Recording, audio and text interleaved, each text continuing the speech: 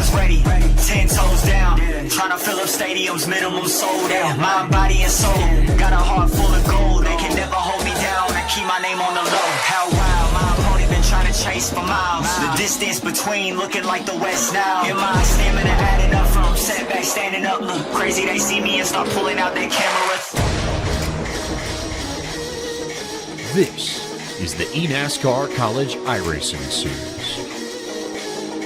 Big dreams for a big pride. The cars may be virtual, but the racing and scholarships are real.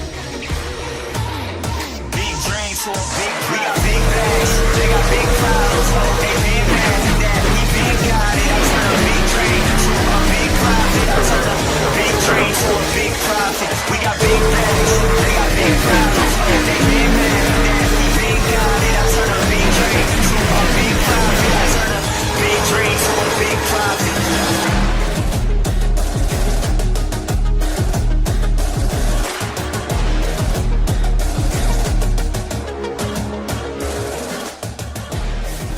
Good evening, race fans, and welcome to iRacing's coverage of the second race for the 2024-25 eNASCAR College iRacing Series. Live tonight from the virtual Lucas Oil Indianapolis Raceway Park, just outside of Indianapolis, Indiana.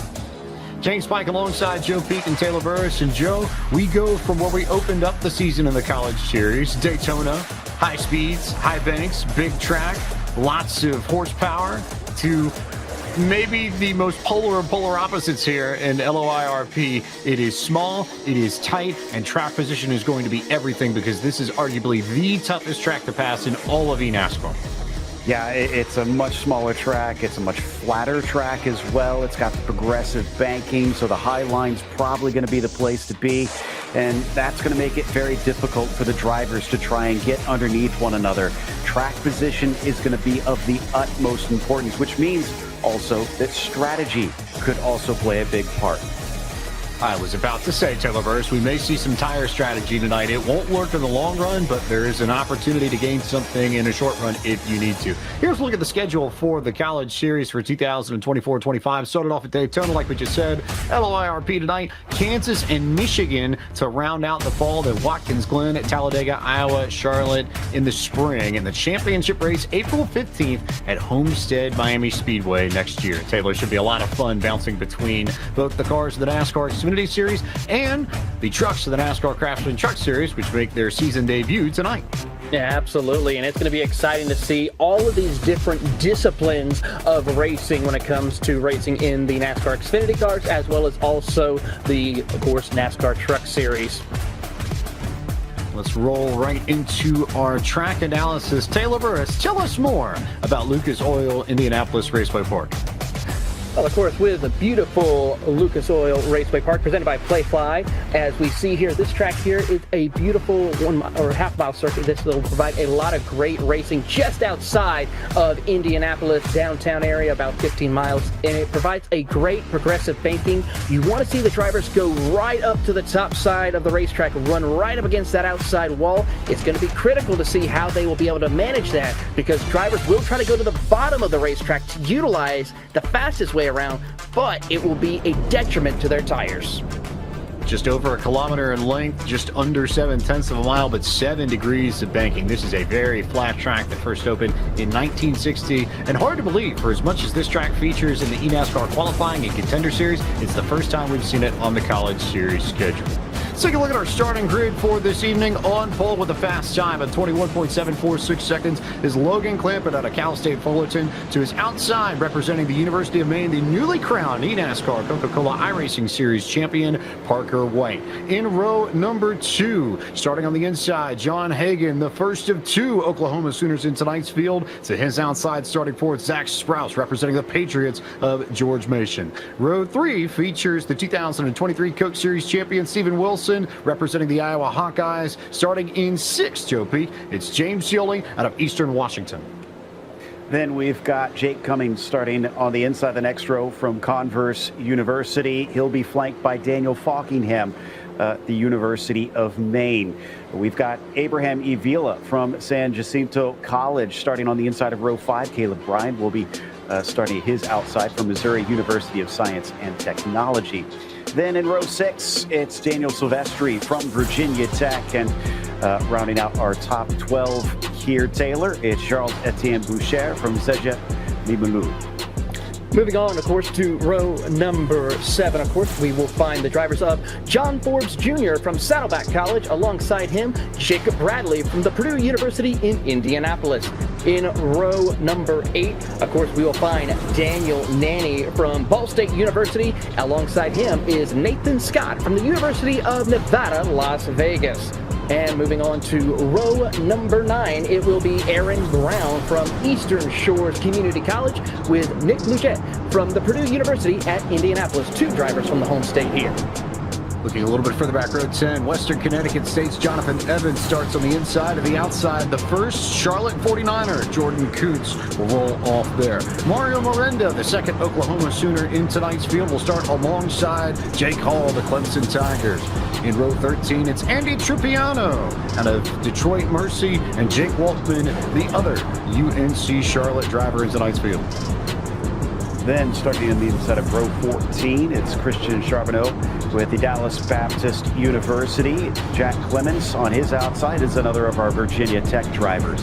Peter Irons from Winona State University then is on the inside of the next row with Matthew Swag from the University of Michigan completing that one. Row 15 sees the likes of Jeremy Burns with Longwood University, Brandon Schulenberger from Wigan University to his outside. Then you've got the University of North Carolina, Charlotte, also with Keoloa Hankins and Thomas Coonan on the outside, hailing from the University of Columbia. Taylor.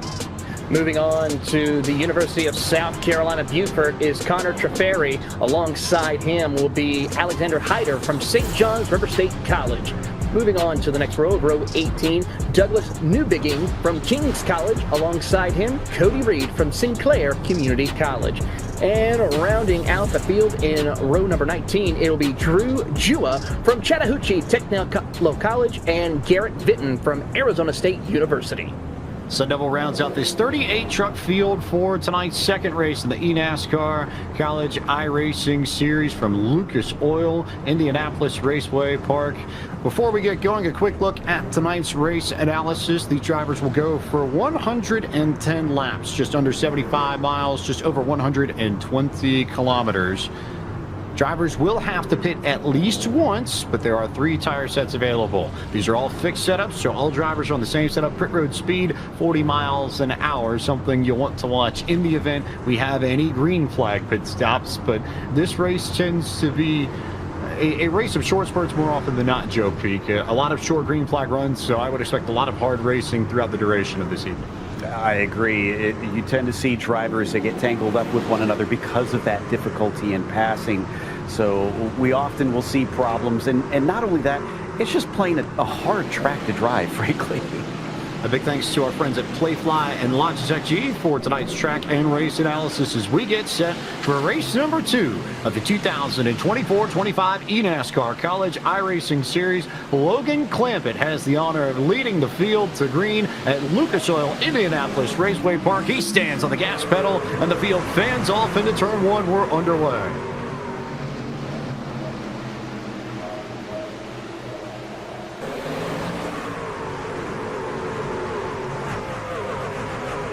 Clampett immediately takes that lead. Parker White now with a slightly larger target on his back as the newly crowned eNASCAR Coca-Cola iRacing Series champion goes to second. But the first 6 trucks have already gone now. Make that 7 trucks, Joe P, or double or single file rather. And a little bit further back, 1 truck gets turned. It's Daniel Silvestri and Daniel Nanny as the Virginia Tech Hokie and Ball State Cardinal go around at the exit of turn 2. And there are about 10 or 12 trucks that I saw get swept up in that, Joe. And they're still wrecking, unfortunately, on the backstretch, trying to get themselves together. So, yeah, it got a little complicated there with that 2 wide in the mid-pack. But the one thing I was noticing that I think really caused this is there was a number of trucks that came together nose to tail. They were really bumping into one another, and these things can already be quite loose coming through the corner, especially off the turn. So the last thing you want is someone giving you the hurry up from behind. I think they're just needing to get a little bit adjusted to the distance they need to give one another around this track going into the corners. there's a bit of a stack-up effect that happened on this incident, and I think it's not the only time we're going to see that tonight, Taylor, because everybody here at LOIRP just runs so tightly together. Here's a look at the replay, and you'll see what happens here. Nanny gets into Silvestri and gets Silvestri loose. Silvestri actually gets in Abraham Vila, so there was a checkup there. So Silvestri tried to check up, Nanny tried to check up. By the point they got in the middle of the corner, there's not much that Nathan Scott could have done, because if you're 3-4 trucks ahead where the incident is, it's tough to see it, and then everybody just sort of spun out from that. Absolutely, James. And one of the things that we did see is that checkup drivers trying to watch out for things that are going on ahead of them. Sometimes you don't get that opportunity to really get on the brake a little bit to able to avoid that incident. And of course, it just accordion effect all the way back to where it collected multiple drivers. A couple of heavy favorites as well looked like to be involved in that incident. So we'll get a replay or look at that and see who is going to be able to repair their trucks to get back out onto the track. But the problem is, this is a small track. This track is going to be easy to get a lap down, so we'll see what happens here as they are still under caution and everyone's pacing. A couple of trucks are still getting repairs on pit road, such as Nathan Scott, Jake Hall, and a few others. Jonathan Evans also got a significant amount of right front damage to his truck. I honestly am a little surprised that he hasn't brought his Toyota Tundra down for service, but Nanny on pit road, Aaron Brown, Peter Irons, Nathan Scott, and Jake Hall, along with Brandon Schullenberger, the 6 trucks that have come down pit road at this moment for service. There's Evans, who's got the damage, who has decided to not come down pit road. A little bit of damage also with Jacob Bradley, one of the Purdue University in Indianapolis drivers, one of the 2, alongside Nick Lucci. You can see there on the screen the right front damage to both of those trucks. Evans with a little bit more than Bradley. The good news, though, Joe Peak, is that at a place here like LOIRP, you don't necessarily have to worry about aero as much as you would if this were Daytona, like where we were 2 weeks ago. Yeah, as you were talking about, that's exactly what I was thinking. The beauty of short track racing is you can get a little banged up and you won't necessarily need all the downforce that you'd usually want to have. So I think they're going to be okay. The bigger concern is usually just that the handling of the truck is still good. If you hit the corner, that's when you can sometimes be in trouble. So those who are feeling like they're just a little bit wonky are probably the ones that have come down to try and get those repairs done. And that's the opposite downside of short track racing is anytime you do need repairs, you have precious little time to try and get the car fixed.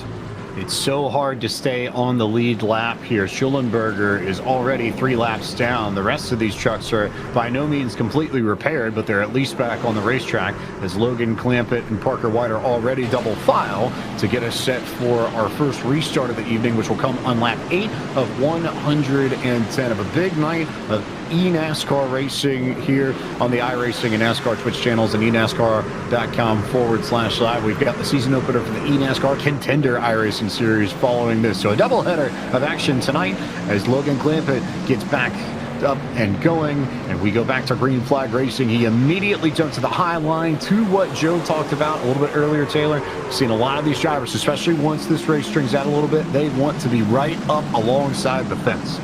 Yeah, right here we're seeing a lot of the drivers who are on that outside line. That is the preferred lane as they work their way around the circuit. We'll see some drivers try to hold that inside lane as best as possible as they see here and keep it on the contenders, James. If you want more updates from the world of eNASCAR, scan the QR code on the lower right-hand portion of your screen for all the news and information you want, as John Forbes Jr. has gone around to bring out caution number 2 of the evening. That QR code courtesy of iRacing, the official simulation partner of eNASCAR. Second yellow on lap 10 of 110. Forbes was the first one to go around. There were a few more that got swept up in a Joe Peak, but Forbes was the one who was spinning initially on the entry to turn 3.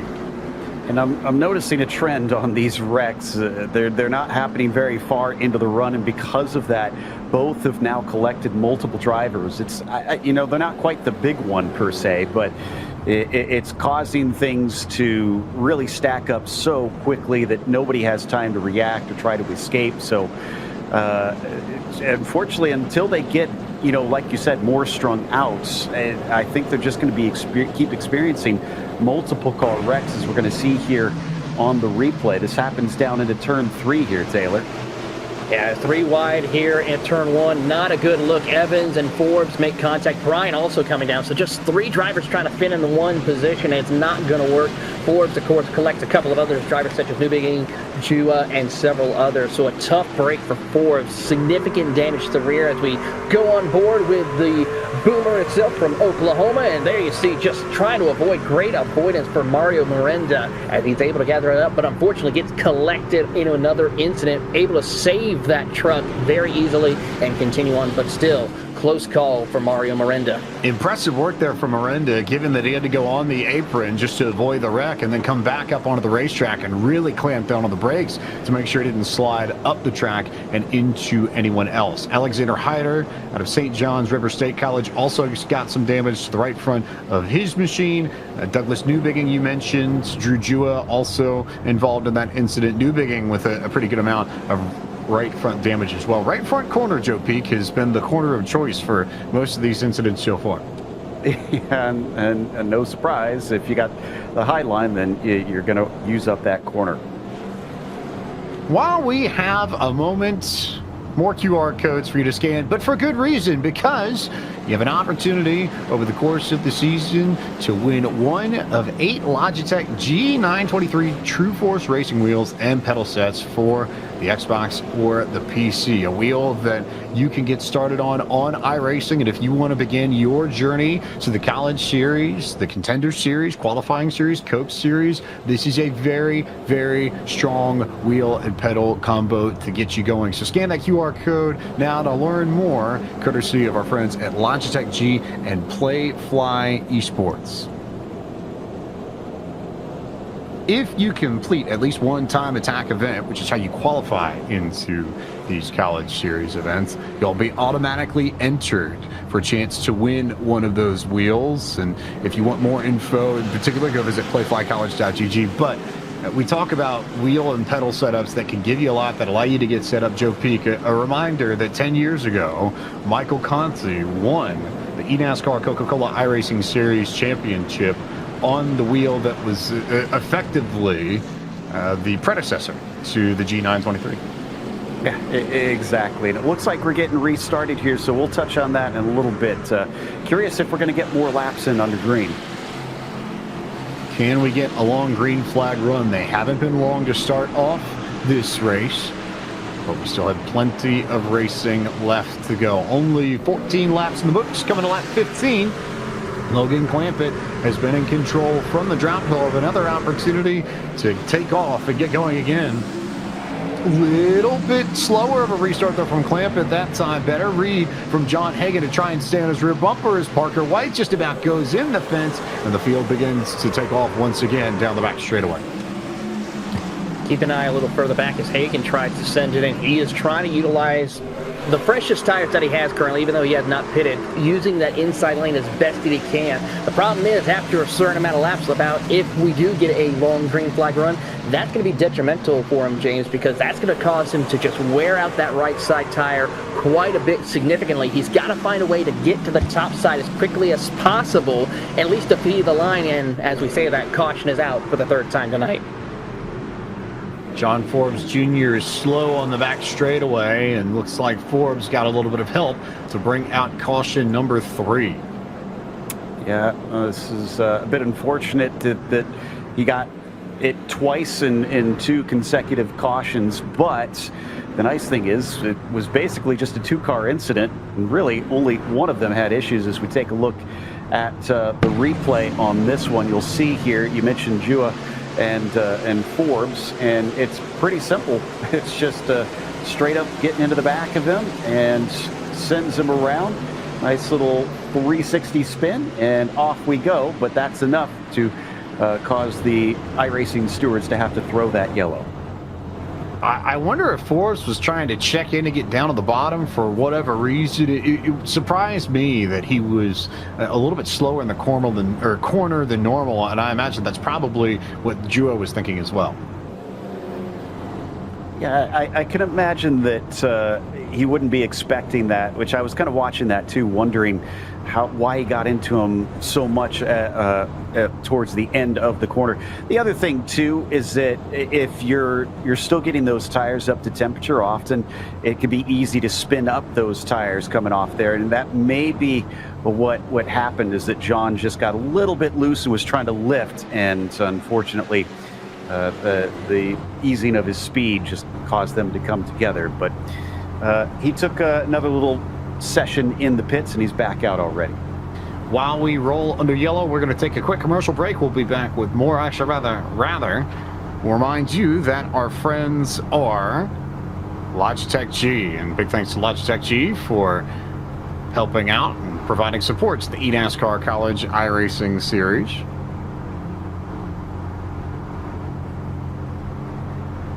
Tonight's broadcast also brought to you by Playfly College Esports.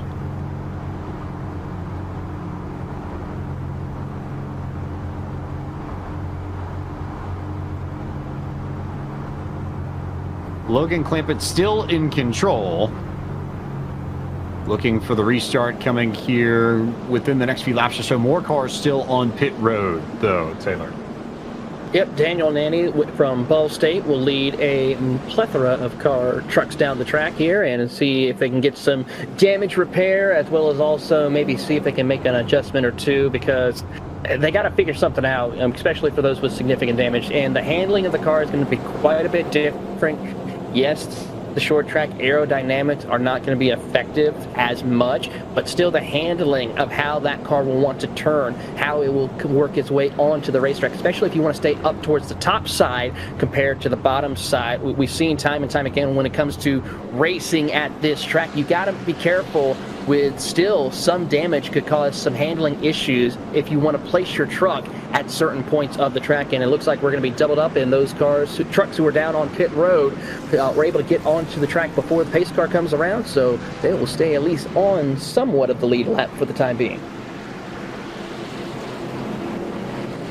As lights are off on the pace car, Parker White, Logan Clampett still in control of this. Hagan's been able to hold tight on the inside, but at the moment, it's been all Logan Clampett over the course of the first 20 laps or so.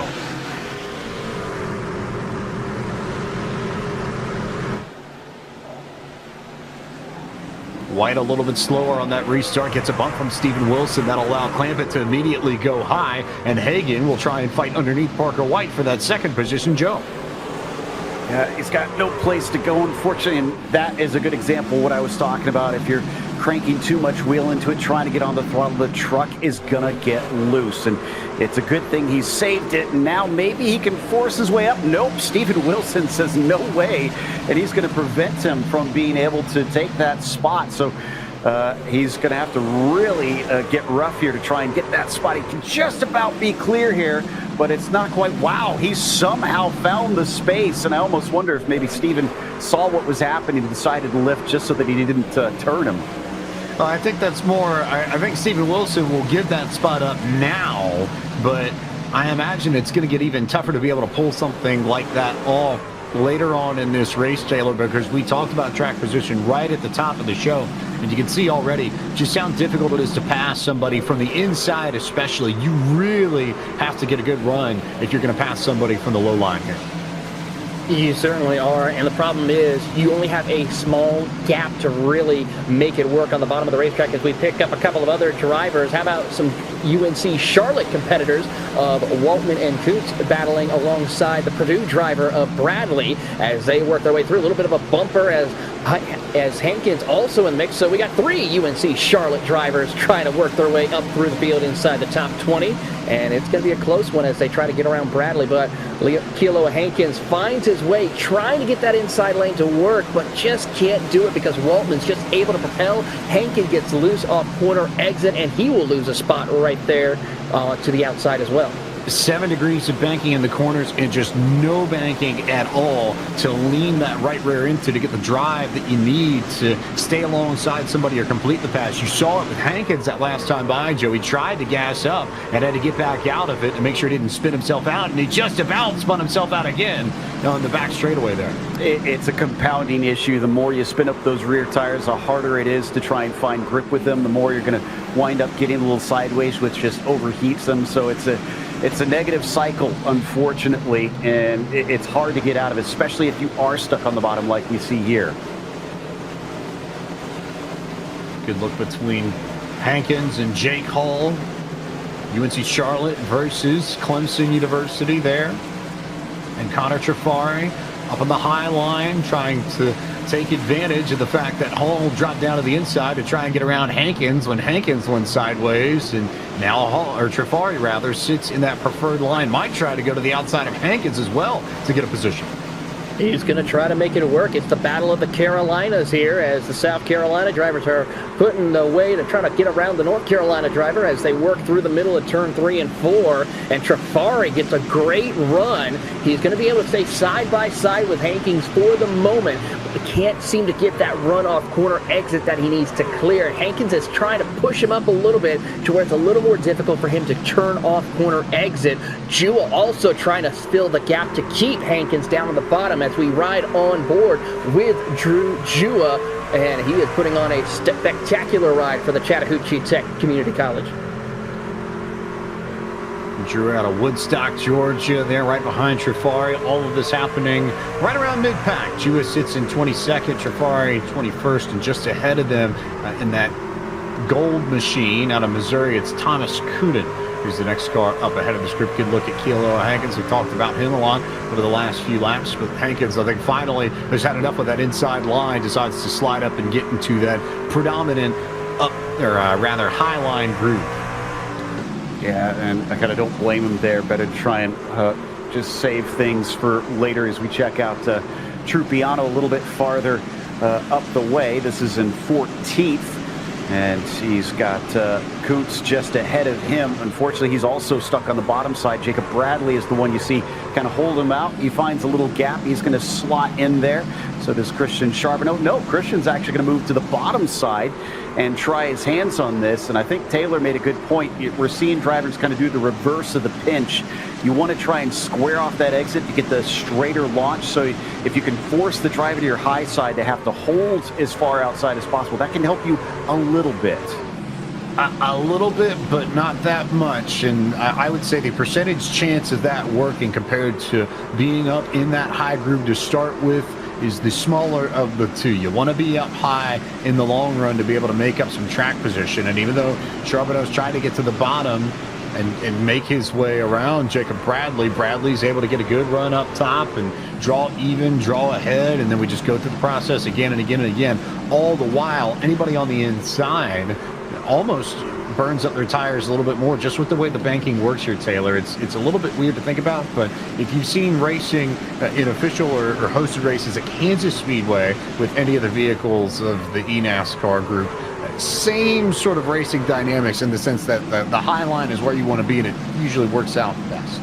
It does, James, and right now, even though we've had a bunch of cautions in the early stages, they've been out there for 37 laps right now as we ride on board with UNC Charlotte's Jordan Kuntz from Richfield, North Carolina, as he is trying to see about and seeing that middle line working. It can at certain points, depending on how other competitors are also pushing the envelope with their tires, as we see right there with Matthew Zwack just ahead of him. With Brian, though, on the outside, he's kind of conserving those tires a little bit. Kuntz has got to be careful with how much effort he wants to try to get that middle lane look and how much he sends it, like he just did right there to get to the inside of Brian.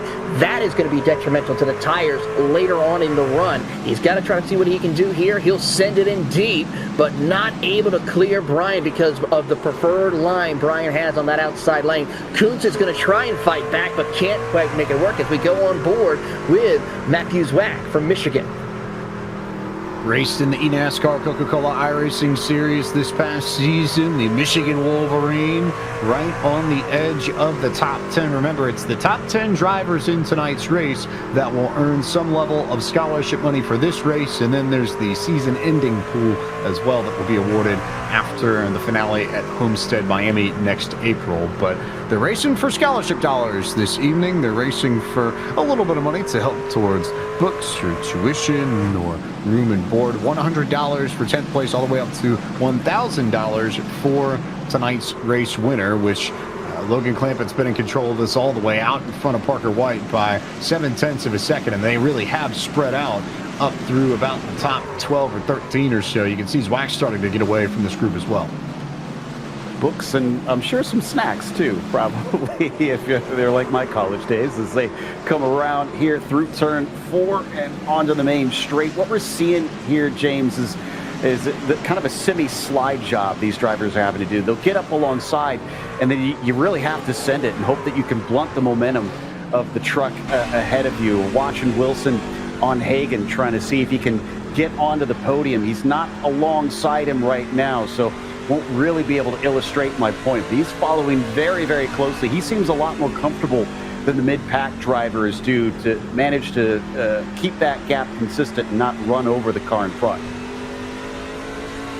Former Coke Series champion and Steven Wilson was at the championship 4 just 1 week ago at the NASCAR Hall of Fame. Still has not found a way to get around to Hagan, though, and again, just a really, really tough place to pass. Hagan's got a line set up to where it's going to be really hard for Wilson to get to his outside rear quarter panel, and that's going to make it very, very tricky for Wilson to do much of anything or go much of anywhere unless he can find a way to either move Hagan or hope that Hagan's tires wear differently, and maybe there's an opening that's created too.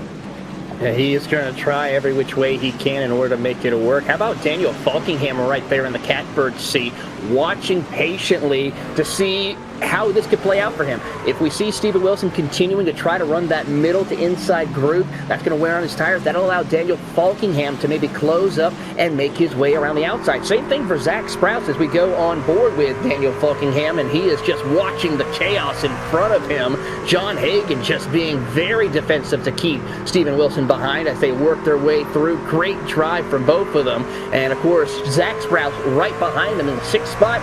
He knows a thing or two when it comes to short track racing, competing over in the Virginia areas in the mini cups or smaller half-scale race cars up that way, and he knows how to get it done. And as we watch, here we go, side by side almost as they head down to turn 1 and 2. Wilson trying to get on to the power a little bit earlier, but Hagan just able to withstand the pressure lap after lap. An incredible drive right now for John Hagan. And this is how important Steven Wilson feels like it is to try and get around John Hagan. I think everybody at the front knows that the bottom is not where you want to be, but Wilson still thinks that it's worth it to go down there and try and complete this pass and slide up in front of John Hagan anyway, even if it means Daniel Falkingham may be able to gain a little bit, but that's a power move there, Joe P. Steven Wilson just drove it right up off of turn 2 in front of John Hagan, took that outside lane away, and Steven Wilson now is in a podium position up to 3rd. That was impressive as Hagan slaps the wall on the exit of 4. I think the other thing was that Steven probably felt like he had more pace than Hagan, and that's kind of bearing out as he's starting to run away because it was about 1.5 seconds up the road. Back to Brian now, and this is around 18th position as actually about 17th. Caleb on the inside of Nick Lucci, as he's also got Drew Jua just to his outside. Boy, Drew's been doing a great job kind of climbing up. Remember, he was at the back as he gets a big moment there with Caleb Bryan nearly losing the truck out of turn 4. But for a track that's difficult to pass on, Drew has gone from somewhere around 30th to 19th with that latest move. And remember that Jua was involved in, I believe, the 3rd yellow of the evening over in turn 3, was sideways on the racetrack. So a great credit to Jua for being able to make his way up through this field, gain some track position, started in 37th up to 19th. It's a tight-knit group, though, here. This starts really between Jake Waltman and Jacob Bradley in 15th and 16th, just up the road as we ride on board with Brian, currently scored in 22nd. But you can see how this pack is pretty well tucked in together throughout this, call it, what, 7 or 8 truck stretch, Taylor?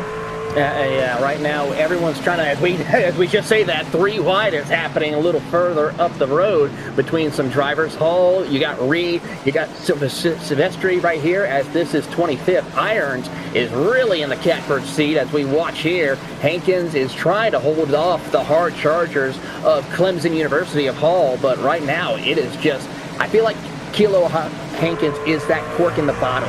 And once these drivers find a way through, they're really going to start working their way up as we ride on board with Sinclair Community College's very own Cody Reed from Middletown, Ohio. Yeah, that's where I am right now, actually. Convenient there, Joe. So a place that you know well. Yeah, well, I just moved here and do like the area. I hope Cody likes it as well. And he's unfortunately not able to get by Silvestri, but I think he makes a smart move. There's a lot happening. He wants to get back onto that high line. You talked about the risk that Wilson took earlier. The thing is, if that car in front of you tries to go to the low line to pass, you can kind of fill the gap so that they can't move back to where they were. You can take the position off them and kind of pull the Udo Reverso card.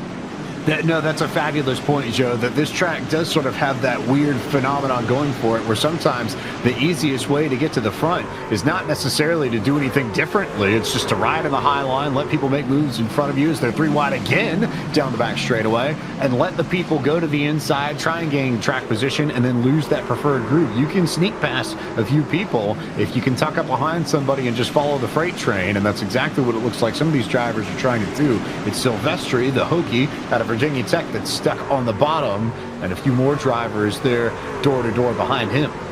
Well, the thing right there we just saw from Silvestri, James, is he was able to make the inside lane work, and he is doing a great job. Now, the thing is, he's got a little bit fresher tires than everyone else. That's why he's kind of able to make it work. He's got about 20 lap fresher tires compared to Trafari, Hankins, Boucher, and several others that he has been able to work his way up through the field right now. So that's why he's able to make those passes on the inside, for those of you who are wondering and seeing him trying to negotiate and make up some ground as we are closing in on 53 laps to go. And a reminder that drivers do have to pit at least once, so some of these drivers won't necessarily have to come down pit road again if we don't get another yellow. There's a lot of racing still to be done, but worth keeping that in mind. Although, if you're one of the leaders, Joe Peak, I figure you're probably trying to, especially if this goes green for a while, you'll try and split your stints to the end of the race. And given that our most recent yellow was done ballpark lap 14 or 15 by my count, that means we're probably looking at pit stops, so probably within the next 10, 15 laps or so, I would say. Well, I think we're looking at pit stops where we get that yellow, which the way things are going, my spidey senses are telling me that we're going to get it pretty soon.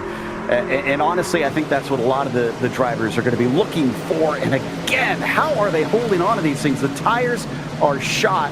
This place tends to chew them up, and you really don't want to pit under green. So this is kind of a who blinks first if they do try and pit before the yellow comes.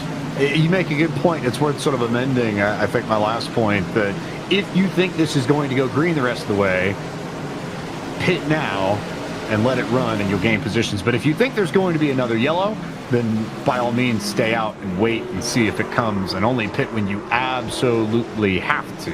As we get another good look at Zach Sprouse, Daniel Falkingham. Sprouse had a really good run a few weeks ago at Daytona. Fabulous race, was in the mix for a good chunk of proceedings, ended up finishing runner-up to Parker White, and here he is working the inside of another Coke Series driver, Daniel Falkingham, who's up into the top 5 here after starting 8th. Yeah, he has been running a really good run right now. Zach Sprouse just putting the pressure on Falkingham, and last time by, he was a little bit faster. But one driver who I've been keeping an eye on, though, James, is Steven Wilson. He got around Parker White for 2nd place. He is now closing in on your race leader, Logan Clampett. He is running anywhere between 1/10 to 2/10 faster than your race leader, as Zach Sprouse is just wheeling and dealing here as they come out of turn 4. Falkingham with a little bit of right rear damage as well, but fabulous point there, Taylor. As I look at timing and scoring, Wilson was faster than Clampett by 0.2 of a second that last time by. The gap was 1.6. It's now down to 1.4. Zach Sprouse tries to dive on into the inside lane to get any sort of foothold underneath Daniel Falkingham. Got a halfway decent run out of the corner. This might be a battle here for P4. Sprouse continues to try and make that low lane work, but Falkingham will have the momentum up high. Interesting that they are kind of moving a little bit down as Sprouse has to catch it coming down the backstretch. Thankfully does not spin the truck, but look at how low they're running compared to before. In fact, that's much of the front runners. It's definitely evolving now. This time it's the turn of Falkingham to just about lose control, and they have just about reached the limit of these tires. I get the feeling we're seeing so much sliding around, and that's just going to make the situation worse. Definitely some truth to that. Also worth keeping an eye then on Drew Jua, who is the highest running of the cars that have already come down pit road. Most of those cars came in to fix damage, but there was an opportunity to take tires for all of that group if they so chose. So just worth keeping an eye on Jua to see how he fares compared to the other drivers, the 14 ahead of him, all of whom have stayed out for the duration of this race and have yet to come down pit road for service. And that's going to be the big question as Sprouse makes a beautiful pass, finally gets around Daniel Falkingham for that 4th position. And now let's see what he can do. In fact, last time by, both Sprouse and Parker White ran identical lap times here as we pick up Steven Wilson. He has picked up another half a second on your race leader, Logan Clampett, and he is closing in bit by bit here for the field. So the driver from Cedar Rapids, Iowa, and Iowa is looking forward to seeing what he can do, and he has set his sights on Logan Clampett here. And I got to say, before the pit stops, he may catch your race leader, Logan Clampett, and possibly pass him for the race lead. Well, part of the reason why he's catching Logan Clampett so quickly now is because Clampett has made his way up to the back of the field. You can see just from Steven Wilson's on board, he'll catch Clampett pretty quickly, but that's because Clampett doesn't really have anywhere to go. But once Wilson gets there, Wilson's not exactly going to have a lot of room to work with either. And now, Joe Peak, the challenge for these drivers is how do you navigate the lap traffic? Yeah, I mean, look at it. It's like an Indianapolis rush hour right now. It's a lot of 2 wide up there. We've already seen that's hard enough to try and deal with. You try and take it 3 wide, it's probably not going to go well. So he's having to stay super patient, and he's also going to have eyes in the back of his head because, yes, he's having to attack and move forward. But if he makes the wrong move, then Steven Wilson will probably try and get his nose in somewhere and get a pass on because he'll know that Logan is distracted right now.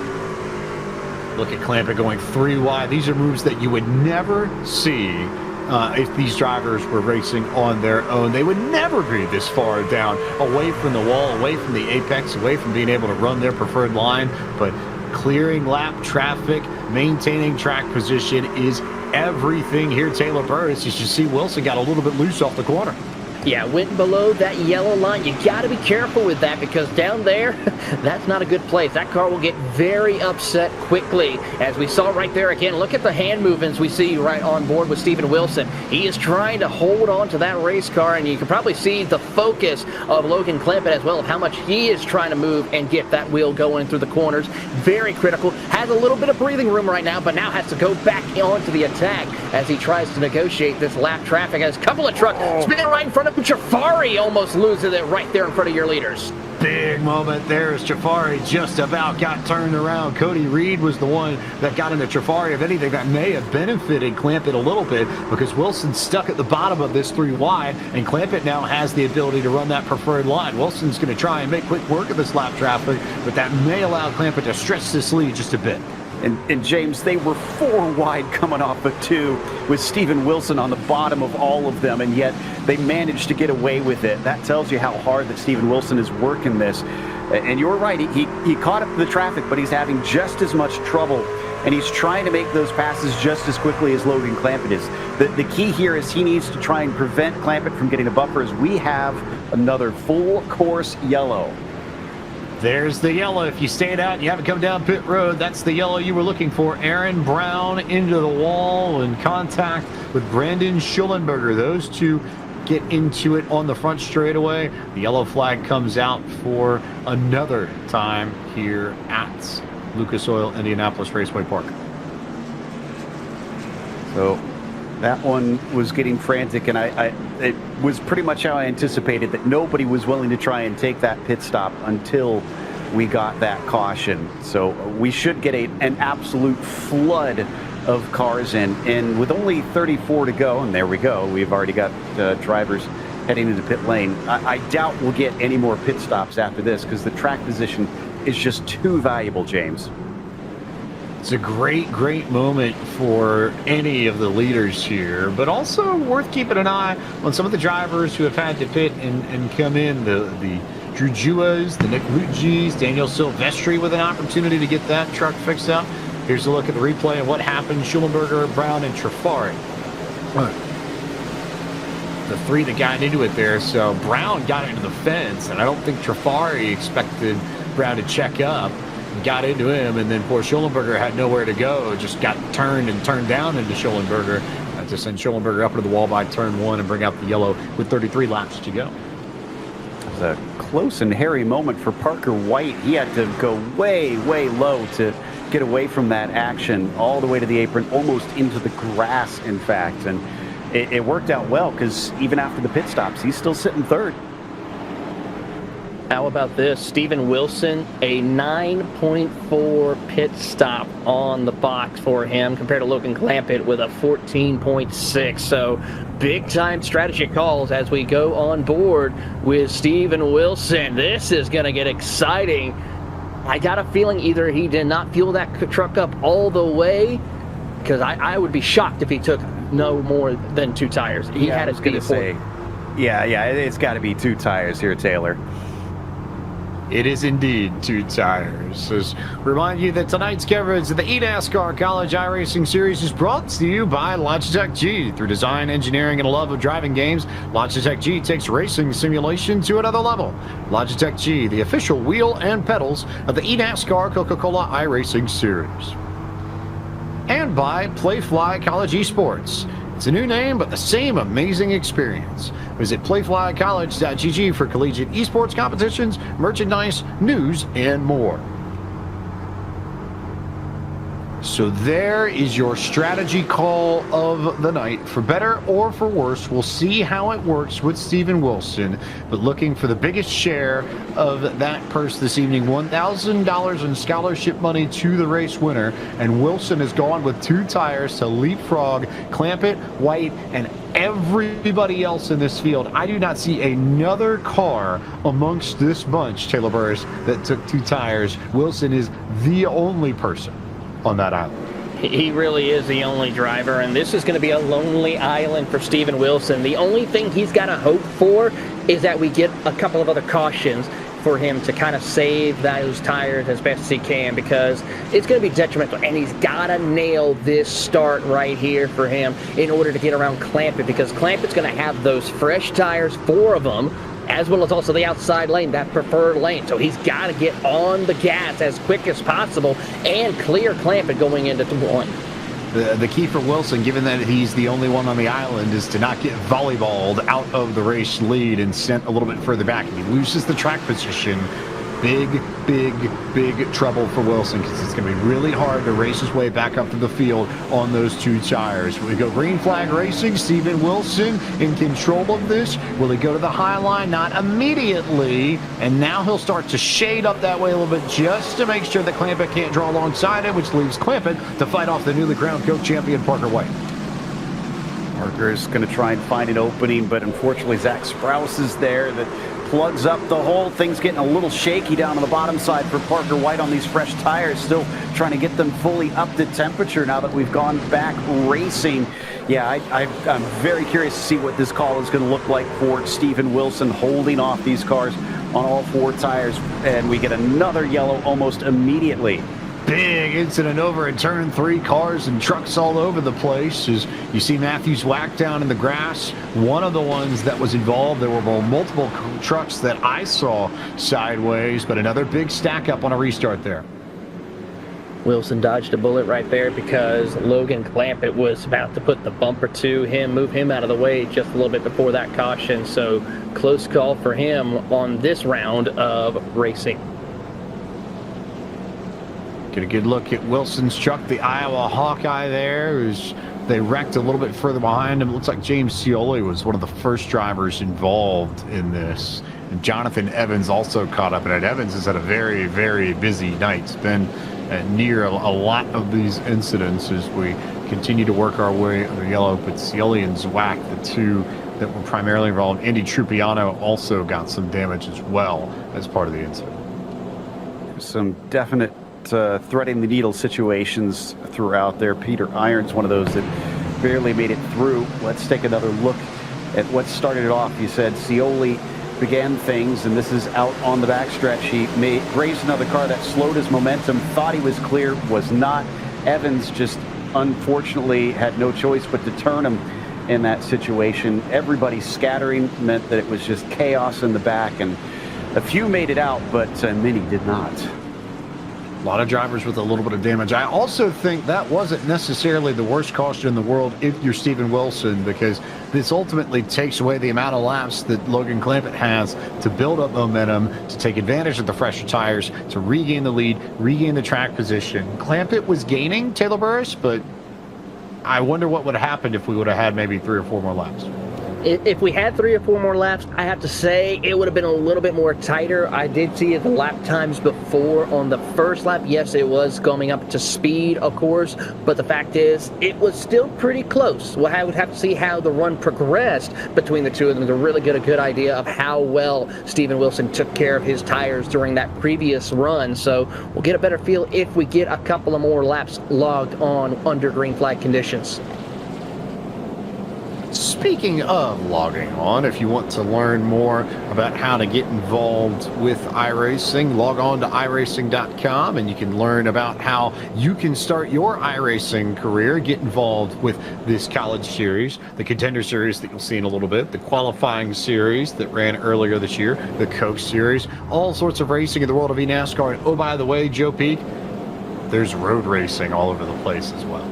Oh, yes. I'm glad we're going to be going off to Watkins Glen for this series a little bit later on in the series. I love seeing oval cars being stuck on road courses. But tonight we're going to be heading over to Las Vegas at 8:30. It depends on how long this one goes. Kind of wondering how this is going to go for Logan Clampett. I mean, if he's in contention for the win, and this starts to go a little bit long, how much does he hold out in hopes before he has to duck over for the Contender series? And for what it's worth, Contender will start at 8:30 no matter what. This race should not go past that, but we'll stay on air. We'll keep you busy for a little bit in between the College Series race and the Contender Series race. The next step, the middle step to the eNASCAR Coca-Cola iRacing Series for 2025 kicks off once this race completes. Steven Wilson, Logan Clampett in control of proceedings with 23 laps to go as Wilson will lead this field of green, see if he can't get the jump on Logan Clampett, gets a decent jump, shades up there again, same sort of thing that he did on that initial restart. The key though for Wilson is to get up on that high line, make sure Clampett's not in the way, a little bit of contact for their back as Jake Cummings goes around, Drew Jua gets collected, Mario Miranda I think got a piece of it, and the yellow flag comes out yet again. Oh, that was a bad one for Drew Jua. He was doing such a good job tonight, and the truck is just utterly destroyed. He was an absolute pinball in that accident that just kind of trickled its way backwards, and he got the brunt of it. He was sideways across the track as many of the drivers just had no place to try and avoid. Jua very much the pinball in the middle of all of that. I think there were about 2 or 3 trucks that ran into Jua while Jua was spinning with the brakes locked down the back straightaway. But Jua and Jake Cummings were the first 2 that I saw go sideways, and I think they took the brunt of the damage, as we'll see it here on a replay. Get a good look at the purple truck and then the yellow and blue truck, Cummings and Jua respectively. They're the ones that end up going around, but they check up because of the blue and white truck ahead of them. So that was all just a reaction to try and not run over. I'm not totally certain who that was immediately, but it was that truck that tried to spin sideways, then everybody else checked up, and you end up with big wrecks on the back straightaway.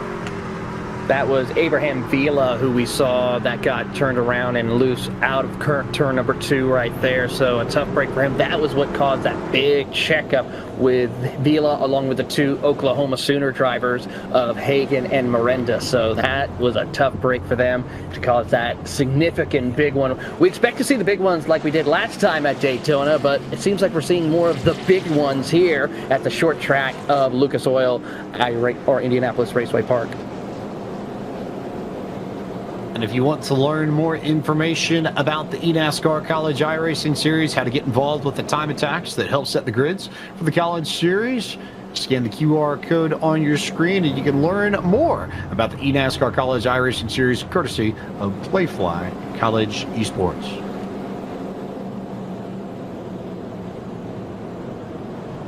Steven Wilson in control of this still. 2 really good restarts. We know Wilson's got that experience of being in the Coke Series, understands how to get the job done more often than not. Clampett will have a tough time making it a battle, but there's an opportunity to make something of this, especially if we get any sort of green flag run. I think that plays to Clampett's advantage. If you're Steven Wilson, Taylor Burris, you want this race to go yellow, yellow, yellow as much as it possibly can until the end. It's a funny story. It's kind of how I've won a couple of short track races with some strategy calls with the tires. You pit early and then you kind of hope with the caution after caution, just make sure you nail your restart and hold off till the next caution. So Steven Wilson doing an incredible job of nailing those restarts time and time again here to keep Clampett behind him, and then he waits for that. So Clampett will have the opportunity, Joe, to maybe make something of it here. Yeah, and this is kind of what I was thinking, that this was Steven's call. He figured, okay, this is a cautions breed caution situation, most likely. We started out that way. It's likely going to go that way on this one, so he's just kind of gritting his teeth and looking to survive. Yeah, I completely agree with Taylor that the yellows are his best friend right now, but 17 laps to go. This still could swing the other way. It just depends on how the racing goes behind him, if the drivers can get this together. Steven Wilson still at the front on 2 tires. Clampett and everybody else around Wilson on 4. Can the former Coke Series champion hold off the best of the best in the eNASCAR College iRacing Series to pick up a victory? Oh, by the way, he's the defending College Series champion as well. So Wilson with plenty of experience as they go back to green flag racing. That may well have been Wilson's best restart yet. Clear of Clampett by about a truck length before they even make it to the back straightaway as they continue to fan out behind. How about this right behind him, Logan Clampett under pressure from the new champion for the eNASCAR Coca-Cola iRacing Series, Parker White. Those 2 battling gives Steven Wilson the chance to try and break away from the field. There's trouble in the backfield as they come out of turn 4. A couple of trucks go around.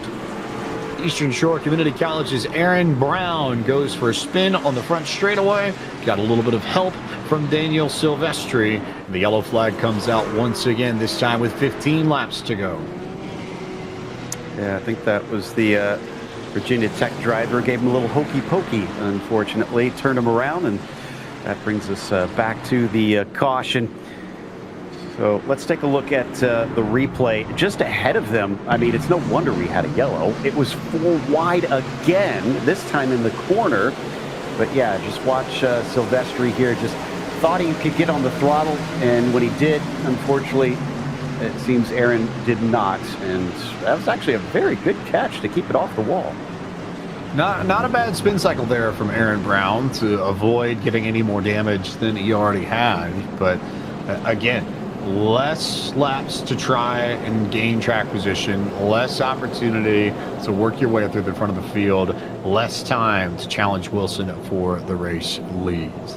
Yet again, I want to remind everyone here that if you compete in the eNASCAR College iRacing Series and complete at least one time attack event, you'll be automatically entered for a chance to win one of 8 prize packs, including a Logitech G923 True Force racing wheel and pedal set for the Xbox or the PlayStation, and $30 in iRacing credits as well as at playflycollege.gg for more info. So not only can you get one of the best wheels to start your career on in iRacing, but you can get some credits as well that you can spend towards buying one of the trucks or one of the Xfinity Series cars or one of the tracks that you could use in the College Series, perhaps, Joe Peak, unless my math is completely off, but sounds like a good way to get started at least. You know not to ask me about math, but I'm asking you about math because I'm not the person to be talking about math. I trust you more than me. Yeah. Taylor, you want to help us? You're the accountant amongst the three of us, right? I thought we don't do math when it comes to broadcasting, James. You were the one who told me that years ago.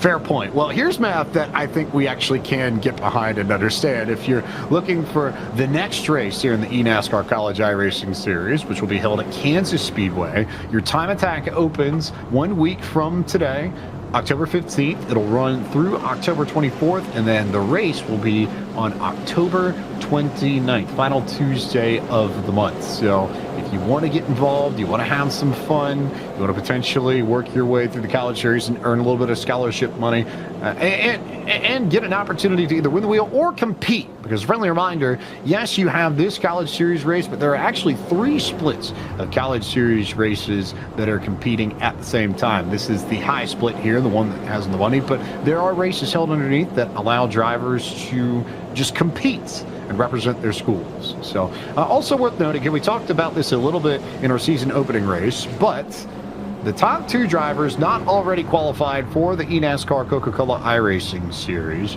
will receive invitations to round 2 of the eNASCAR qualifying iRacing Series. And round 2 will be expanded. You'll have 36 drivers amongst 2 races throughout the summer of 2025, including the top 2 in College Series points that, again, are not already in the Coke Series. So if you've got drivers that haven't made it into the Coke Series and are trying to establish themselves, somebody like a Zach Sprouse, who would be one of those 2 with live points if things held as is, this is another avenue to try and make it into the Coke Series beyond just the regular qualifying contender lap. 10 laps to go, Steven Wilson in control, Logan Clampett on that high line, trying to find a way to match the restarts that Wilson's been able to get here throughout the second half of this race after that yellow that broke up the green flag runs. Clampett had to check up, tried to go too early, had to give the spot back to Steven Wilson. Wilson now takes the position, and Zach Sprouse with an opportunity on the bottom now. Wilson is really controlling these restarts well. He knows it's going to be critical, and we go back to yellow again. And this is once again just working out beautifully. And oh my goodness, we got a big one this time. There is a parking lot on the inside of turn 3, and a number of drivers that look rather irritated by the way they're trying to hurriedly spin those trucks back facing forward. I believe this starts with Jordan Kuntz and Peter Irons, but to your point, Joe, there were about 10 to 15 trucks that got involved in that some way, somehow, and Taylor Burris, it was a parking lot over in turn 3. It was a parking lot party out there here at IRP, and even saw one truck go up on 2 wheels on its side on the back straightaway when the contact happened. I believe that might have been Irons who went up on 2 wheels in front of the field. So a tough break for him and several other competitors. But as we said, Wilson, he's so far smooth sailing for him. So at the moment, as we take a look at the replay, here's Nanny trying to just go all the way down below the yellow line, trying to make it stick. Does not really work out for him. Irons and Kuntz up on 2 wheels briefly, continues to spin around and collects over a dozen different trucks out there. Hall, Scioli, Zwack, and more collected in this big one here as we go on board with the Longwood driver as he is trying to snake his way through. Reed, of course, almost made it through, but for the Longwood Lancer of Burns, it was able to be a smooth sailing for him as he was able to just pierce his way through the field and avoid any other significant damage. The Lancer pierced his way through the field. Well played, Taylor, well played. No love for my Hokies joke early?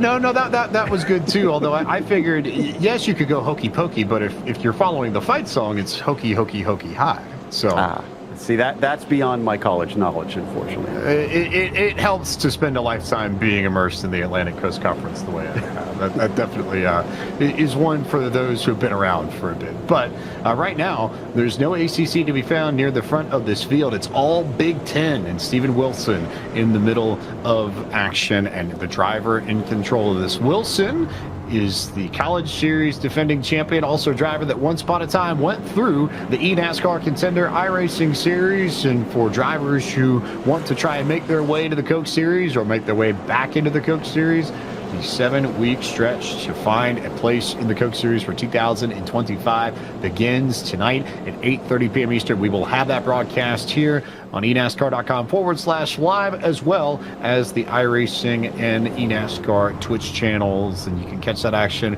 We go back to Las Vegas Motor Speedway for the opening race, just as we did 1 year ago. Provided a pretty entertaining show last October. And Taylor Burris, I expect more of the same a little bit later on tonight. Absolutely. Las Vegas always puts on a good show, especially when it comes to the Xfinity cars that we'll be seeing racing here for the Contender Series. And as we watch on and get set to go racing with under 5 laps to go, when we take that green flag here, Steven Wilson hopefully about to do a little bit of a better record than what his team at Iowa has been doing this year in the Big Ten football, and hopefully we'll be able to bring home a win and maybe give them a little bit of a boost to get themselves ready for another week in college football. Wilson and Clampett, we've said those names time and time again. The problem for Clampett is now, instead of 10 laps to go, it's 4 laps to go to try and make something happen. So Clampett, you could see his thought process on that last restart, tried to jump it a little bit, but had to give some of the spot back to make sure that he didn't beat Wilson to the start-finish line. I imagine we'll see Clampett try and jump the restart a little bit again to at least stay even with Wilson, but you have to time it perfectly. Just go back to green flag racing. It's not as aggressive a jump from Clampett, and that allows Wilson to clear everybody here by almost a truck length and a half. Big jump there from Steven Wilson to start off this green flag run. The unfortunate thing is that Clampett now has Zach Sprouse underneath him. Looks like he's going to be able to clear. He probably wants this to go single file. Yeah, he's got the outside line, but he really needs all of the track to try and see if he can catch and pass Wilson. And we're not going to get a single lap yet again, as Hogan, I think, in the background nearly loses it. Hagan, excuse me. Cody Reed was part of that. Looks like Jake Hall was also in the middle of that too. And a few more trucks wrecking towards the back of the field to bring us under yellow, approaching the final handful of laps in tonight's race.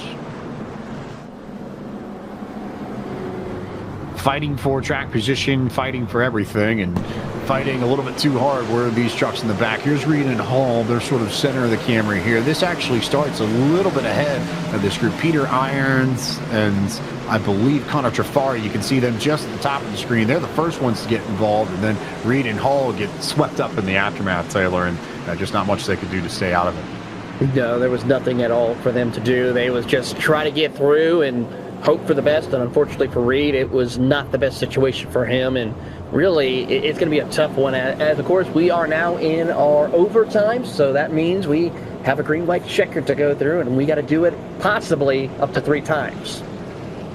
That's right. 3 attempts to finish under the green flag, and if the white flag is taken, the race will finish under green. If we get a yellow before the white, we will bring everybody back behind the pace car and do it again until it happens a 3rd time. And if it happens a 3rd time, then the field will be frozen at the moment of caution. And the race will conclude as they come across the start-finish line. There will be no position movement so long as drivers can wheel their trucks back around the racetrack. Got a feel for Drew Jua a little bit. He says he's been spending 15 laps trying to serve a black flag. You're not allowed to do that under caution. We haven't had a full lap under green, so he's had no opportunities to try and dive it in and get that one to count. So you can finish the race with it, but you're basically given a time penalty at the end. And with it, if it finishes under yellow, that's really, really going to hurt. So this has just been an all-around frustrating end to his race.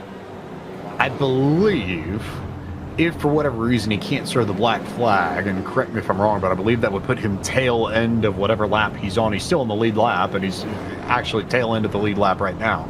So it actually wouldn't change much as it stands, but just with the way black flags work in official scoring here at the end of things. If he can't serve that black flag, then they'll end up tail end of that line.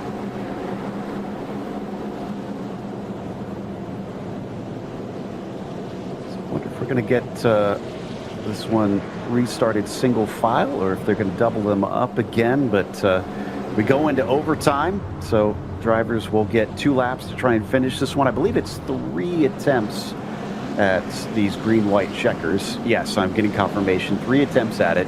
So if they don't do it this first time, they'll get 2 more tries at it. But essentially, for those that aren't familiar, if they cross the line for that first lap back, if they get the white flag, that will end the race. There will be no yellows thrown from there. But if they get another caution before that, then we reset and try again. So the goal here is to at least get to the white flag. Also, a quick moment to give a shout out to George Mason's Zach Sprouse and Oklahoma's John Hagan. Those 2 are the highest running drivers that do not have Coach Series experience. Clampett, not part of the Coach Series this year, but he is a former Coach Series driver. Actually will be competing in the Contender Series to try and make it back. But now competing to see if he can finally get a restart to stay alongside Steven Wilson. And yet again, Wilson with a great jump on the inside keeps him at bay. Not much that Clampett could have done. Maybe an opportunity for Zach Sprouse, but they are all chasing Steven Wilson. Out of turn number 2, they're going to rocket their way through side by side, 2 by 2, all the way further back from second on back, and everyone's trying to jockey for those coveted 10 positions as they come to take the white flag one more time here at Lucas Oil Indianapolis Raceway Park. Next flag ends the race no matter what. Steven Wilson in control by about maybe half a truck length if, and Logan Clampett's going to have to send it in pretty deep if he wants any sort of opportunity to make it happen, and he won't have it up time, and Steven Wilson will pick up right where he left off at the end of the season. Winner tonight in the eNASCAR College iRacing Series at Lucas Oil Indianapolis Raceway Park. Just a stellar drive. He had to make the move early. He knew it, and then his strategy call wound up being perfect. I mean, he encapsulated everything we talked about, James, which was you have to try and get that track position. You have to use the strategy to your advantage. He was listening. He took notes. And, well, as a good college student does, he used it to ace it. This now marks the 3rd season of College Series racing in which Steven Wilson has gone to victory lane at least once. No other driver has accomplished that. And this is also Steven Wilson's 8th career victory in the College Series. Here's your full field rundown. Wilson ahead of Cal State Fullerton's Logan Clampett and the University of Maine's Parker White. They're your podium trio. We'll talk to them in just a moment. Zach Sprouse ends up 4th representing the George Mason Patriots. Daniel Falkingham representing Maine Machias gets in there with the top 5. Abraham Vila, John Hagan, Jacob Bradley, Nick Lutji representing Purdue University in Indianapolis. Well, double top 10s for them. It's Jake Waltman who comes home in 11th for Charlotte, Virginia Tech, with Daniel Silvestri finishes 12th. Mario Miranda, hailing from Oklahoma, will finish 13th, and then Daniel Nanny P14. Scioli will be in the 15th spot tonight. Douglas Newbigging in P16, Jordan Kuntz in 17, and Jeremy Burns in P18. Caleb Bryan caught up in some action midway through, at least collected a top 20 with 19th, and Kealoha will wound up our top 20. Pretty much everyone outside the top 20 are drivers who had rough nights. Drivers such as Connor Treferi, of course, had a tough night in finishing 23rd. Cody Reed from Sinclair College as well, 24th. The Clemson driver of Jake Hall, also 28th. And Matthew Zwack from Michigan, 30th. Drew Jua ends up a little bit further back there with all the trouble. Serves his black flag, ends up 5 laps down, and then, like Taylor said, the rest of these drivers in trouble. Forbes, Hyder, Charbonneau was out early. Cummings, Boucher, Schullenberger, and Garrett Vitton, 38th and final truck in the field representing Arizona State University. We turn our attention now to our podium finishers and to our top driver of the evening. Back in victory lane in the College Series, Steven Wilson is the driver that has brought it home for the University of Iowa. And Steven, those last 20, 25 laps, the restarts, to be able to execute that well every time. What does it take to be able to make sure you hit your marks consistently, knowing you've got somebody like Logan Clampett alongside you? Yeah, I think honestly it helps that he's probably just sitting there looking for money and not really trying to time it, because I went pretty early in the box every time pretty much. So, I mean, there's a lot of grips. So it was just put your pedal to the floor, and then there was really no tire spin. So it wasn't too hard to get a jump. I mean, he can't really risk jumping it. If he wants a black flag, that'll just ruin his whole race. So pretty easy. To be back here, we made the point just a moment ago. This is now the third season of College Series racing in which you have gone to victory lane, starting to push up almost Kyle Busch-esque numbers amongst the history of the College Series. To be as successful in this series as you have been, what does that mean to you? And to get back to your victory lane here as well. Yeah, it sounds like it's time for me to graduate and be done, but yeah, it's pretty cool to come out here, and this is honestly a track that I don't even know if I've raced in the past 6-7 years that I've been on the service. So it's not one that I see very often, so it's pretty shocking to me to be as fast as I was. It was pretty good on the long run, but yeah, it's really cool. You know, we race the trucks, race Xfinity cars, you know, a bunch of different tracks that we don't usually see in our Coke Series stuff. So it's a lot of fun to be able to do these different combinations, and it's cool also to be fast in most of them as well. What should the audience watching know about this combo? How tricky is it with the trucks at LOIRP? Yeah, it was really hard to pass. You know, I was stuck behind somebody running third earlier in the race, and it took me like 30, 40 laps before I really got under him enough to where I could even attempt to make the full pass. So it was really tough, but after I cleared him, I ran Parker down. He let me go in the long run, and then we ran Clampett down, and it was hectic when we caught lap traffic. I came off turn 2 on lap about 4 or 5 wide and almost crashed. So it was interesting there to catch lap traffic. We don't see that very often either, which is really fun about this short track. But it's really tight to be side by side, and we saw those lap cars were making it 3 and 4 wide too. Steven Wilson, a winner once again in the College Series at Iowa. Steven, go Hawks, right? Go Hawks. Go Hawks. He fought for Iowa and ends up P1 this evening. Steven Wilson, your top driver tonight here at LOIRP. Runner-up this evening was Logan Clampett at a Cal State Fullerton. He is with Joe Peak. Logan, we saw that the switch around was due to the 2-tire call that Steven made. We wondered whether or not it would cost him if we got some green flag racing. So I have to ask you, if we had some green flag, did you have anything for him? Possibly right at the beginning, but once those restarts happened, his tires just heated up and he had so much grip off the corners and he was fine. And I couldn't, all those restarts, I couldn't get clear of those guys. So, I wasn't really expecting him to take 2, but at the same time, he's accomplished so much on here that, it's kind of just like he's going to roll a dice, kind of expect him to. So, should have taken 2, probably would have won the race. So, kind of kicking myself for that, but second place finish at that track isn't bad. That track is, it's pretty bad. Lots of wrecks. So just happy to come out without wrecking and getting some scholarship money. They say consistency wins championships. So like you said, a second place, not too shabby. Do you feel like that's going to help you out? Just trying to bring home what finishes you can, even if you can't take the W? Oh yeah, absolutely. I'm just here to kind of have fun and have a good time, but you want to win and stuff like that. And I'm tired of getting beat by Steven.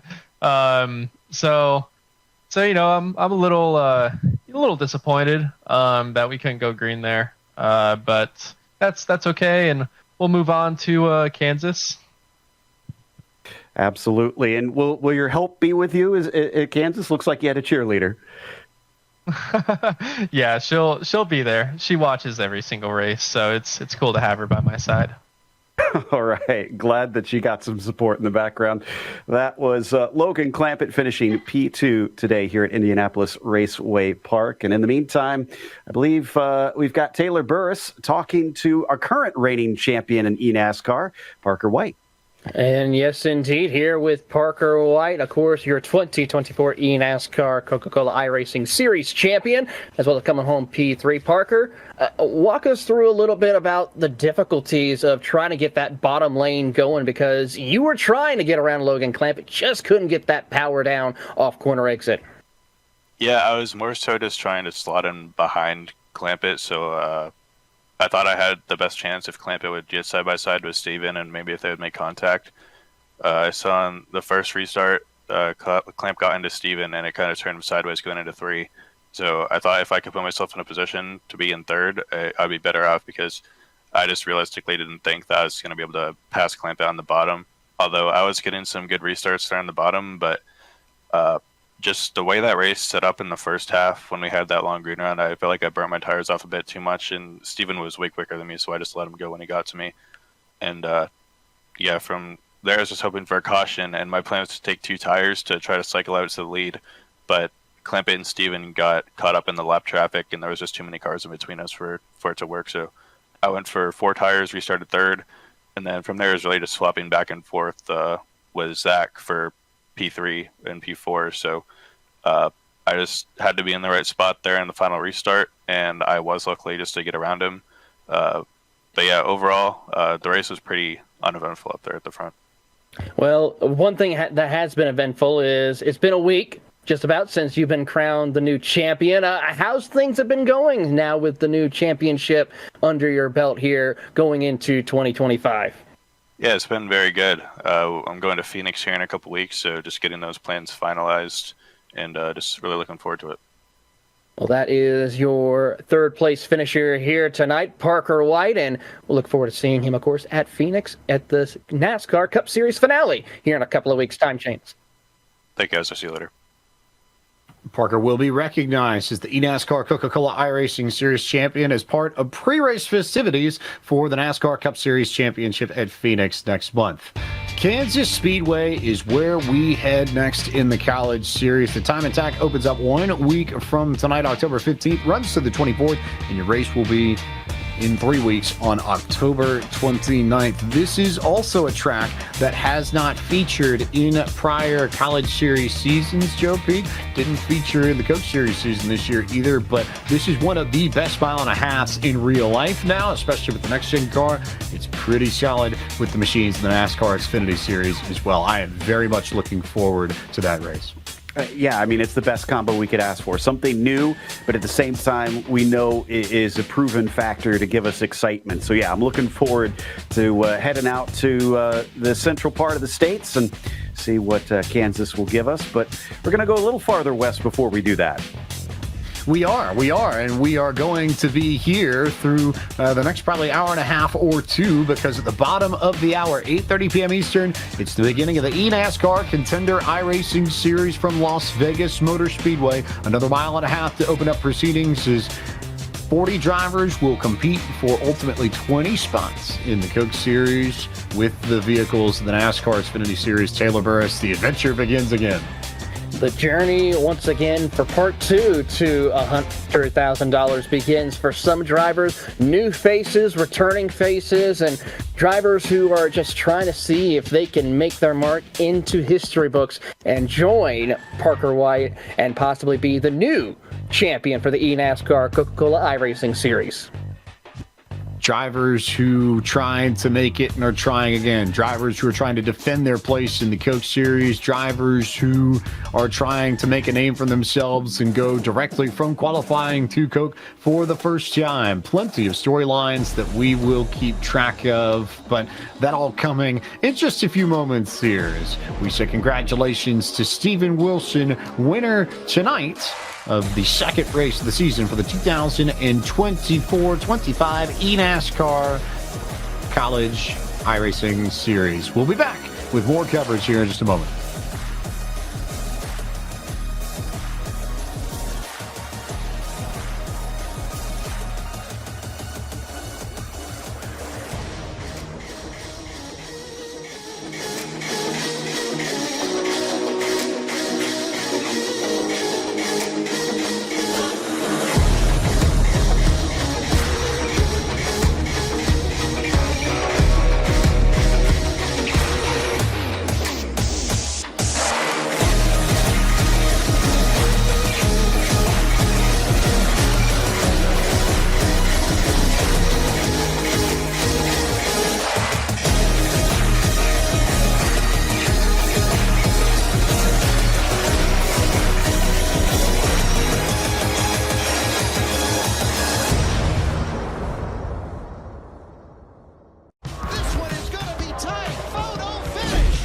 drama of the NASCAR Xfinity Series playoffs is now on the CW Network.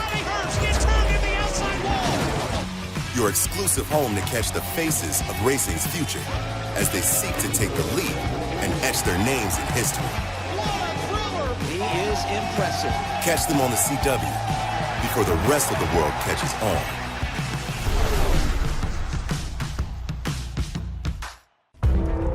Every time you sit behind the wheel, you buckle up for the unexpected. You get ready to take on the competition and brace yourself for the chaos, the speed, the weather, the unknown. But above all, when strapping in, you put trust in yourself, your intuition, making your guide to win, your drive to win. He's a winner in this. And nothing is going to stop you from winning. I wouldn't write off those guys. I know we're kind of talking a lot about Wilson. On paper, it's easy. Win and advance. Logano prevails in this first playoff race. But the truth hits harder than the road they drive on. And there's trouble for their back. My goodness. 12 drivers remain, hoping to match dreams with destiny and claim a cup filled with history. The NASCAR playoffs continue at Charlotte on NBC.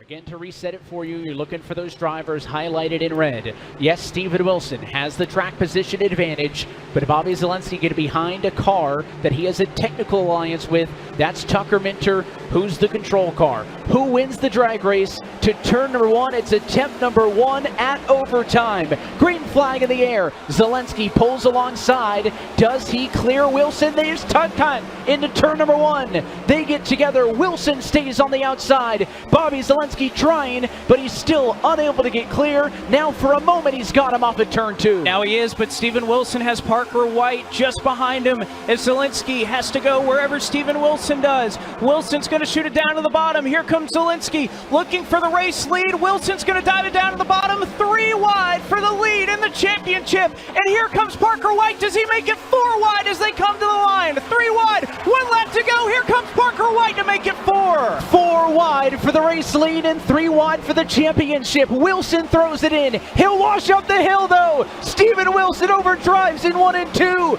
Parker White has gone to the race lead down the back straightaway. Bobby Zalenski, old tires, 1 last opportunity. There's contact in turn 3. Parker White goes up the hill. Parker White is into the outside wall. Zalenski spins behind, and Parker White is a first-time eNASCAR World Champion in 2024. Can you believe what we just saw? There were 3 different championship leaders at 3 different moments on that final lap of this race.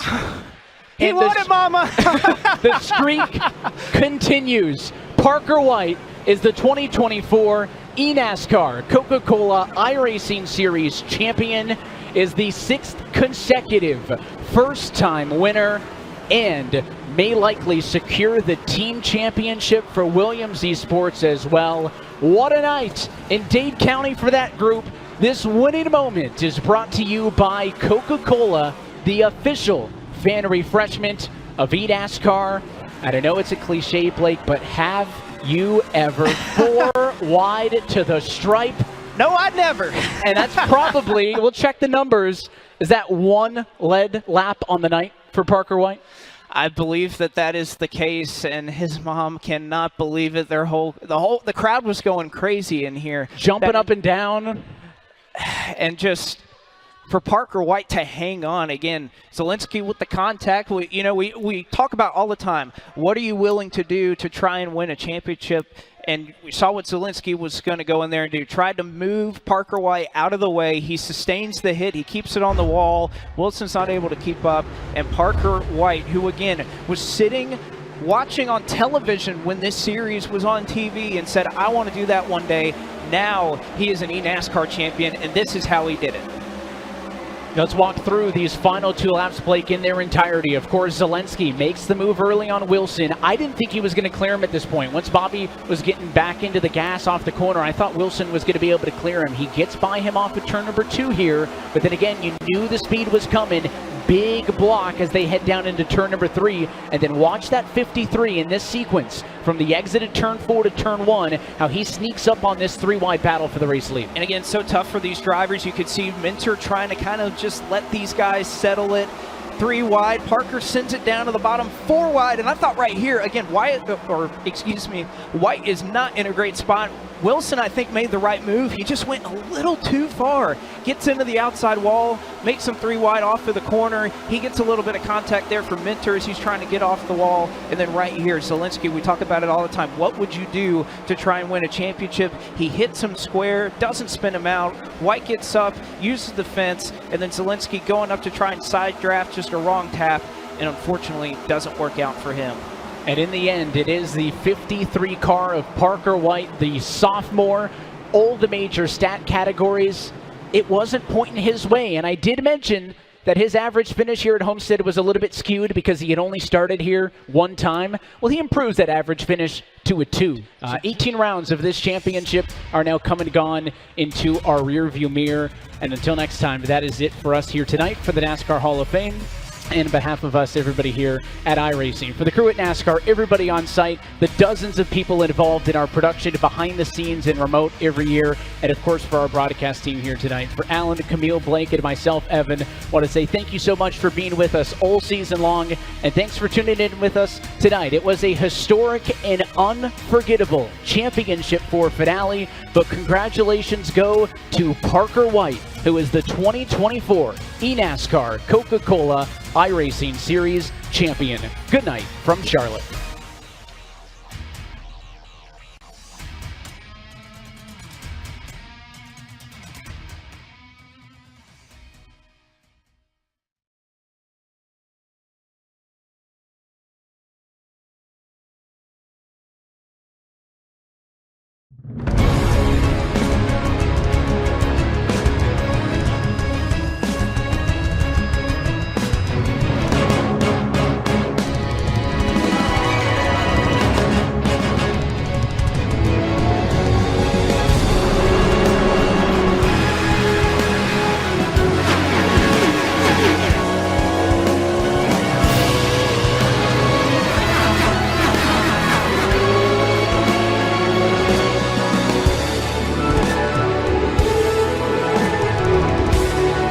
This is iRacing.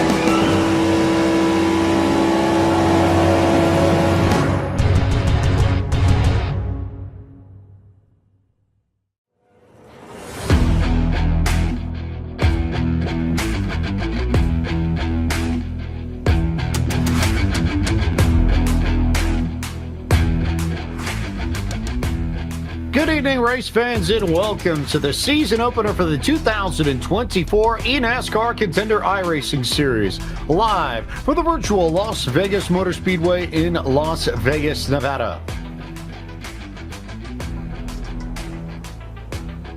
James Pike alongside Joe Peak and Taylor Burris as we begin the journey again. The road to $500,000 continues through the qualifying series to the Contender Series tonight, Joe, where the Xfinity Series cars take the stage and we find out, at least begin the process of finding out which 20 drivers will join the 20 that have already locked in for the 2025 eNASCAR Coca-Cola iRacing Series.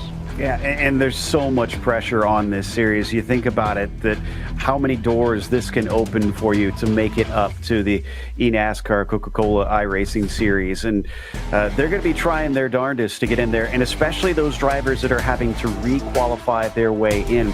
The last thing that you want to do now that you've already kind of been bumped, if you will, is to get bumped down. And we have a couple drivers that did experience that and have to find their way back in. So emotions will be high. This is the second step on the eNASCAR ladder. It starts with the qualifying series, where those who have not already competed in Coke Series competition duke it out between round 1 and round 2 to be one of the top 20 in points at the end of round 2 to make it here into the eNASCAR Contender iRacing Series. You get 20 drivers for the Contender Series. From that, you get 20 drivers from the previous season's Coke Series, where the bottom 20 in points end up back in the Contender Series. So 20 from qualifying, 20 from the Coke Series. That gives us the 40 that will compete in this Contender Series, where it has in the past, Taylor, been the top 20 outright from the Contender Series that move on into the Coke Series the following season. But major change for 2024. The top 30 in points are eligible to transfer into the Coca-Cola free agency period that will be held early next year. So it's not outright the top 20 drivers in points anymore are guaranteed spots. You want to be in the top 30 so you're eligible to have a chance. But from those 30, 20 will be signed. 10 drivers we left on the outside looking in.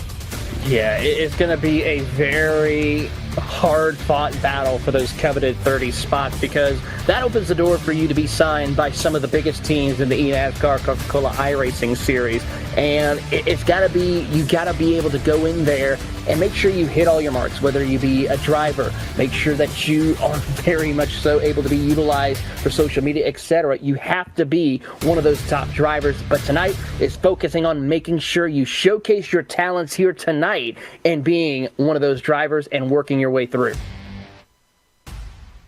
Here's a look at the schedule for this season. We start off at Las Vegas, Homestead, Miami next, then Phoenix, Darlington, Richmond, Dover, and Texas Motor Speedway on November 19th, week before Thanksgiving in the United States. Once we hit that, we finish off those 100 laps in Texas, we'll know the 30 drivers that will be eligible for signing into the Coke Series next year, Joe. Yeah, and I like the mix that they've got in there. Definitely going to test them and have a lot of skill tracks that will require you to be quick. And this one, very much one of them, as you can see, in 1.5 miles that we're going to be starting off with about 20 degrees of banking and a little bit on the front end backstretch at 9 degrees. Opened in 1971. And in last year's, in last year's, it was Caden Honeycutt who came home with the victory. But look out for very high speeds around this circuit, James. It has kind of become notorious for that. Worth noting here that although the complex opened up in 1971, this track, this 1.5 miles, was not built until 1996. The NASCAR Craftsman Truck Series was part of the opening slate of racing here at Las Vegas. And originally when it was built, it featured 13 degrees of banking in the corners and then was reconfigured in advance of the 2007 season to the 20-degree configuration of banking that we see here today. You get a look at some of these drivers in qualifying, trying to put together some strong lap times and put together some opportunities for passing and good track position and all the above. But as I sit here and I think about especially the rule change and that move from top 20 to top 30, Joe, I think of somebody like a Daniel Buttafuoco from last year who was just on the outside looking in but had plenty of pace. If I'm a team, I'm looking at Buttafuoco and saying maybe he had some bad luck and he didn't make top 20, but there's pace there that, might make him a little bit quicker than some of the drivers who did finish within the top 20, as we get a look at Raleigh, North Carolina's Blake McCandless, once upon a time a Coke Series commentator, but well before that, seasoned as a driver, and is going to look for the opportunity to trade the broadcast booth for a spot behind the wheel in the Coke Series next year. But to the point that I was making, it's not an outright guarantee. Now, if you're one of the fastest, period, you're not guaranteed to get a spot. So you have to do a whole host of other things now. And I think be concerned with a whole host of other things beyond just speed if you want to give yourself the best chance of making it into the Coke Series.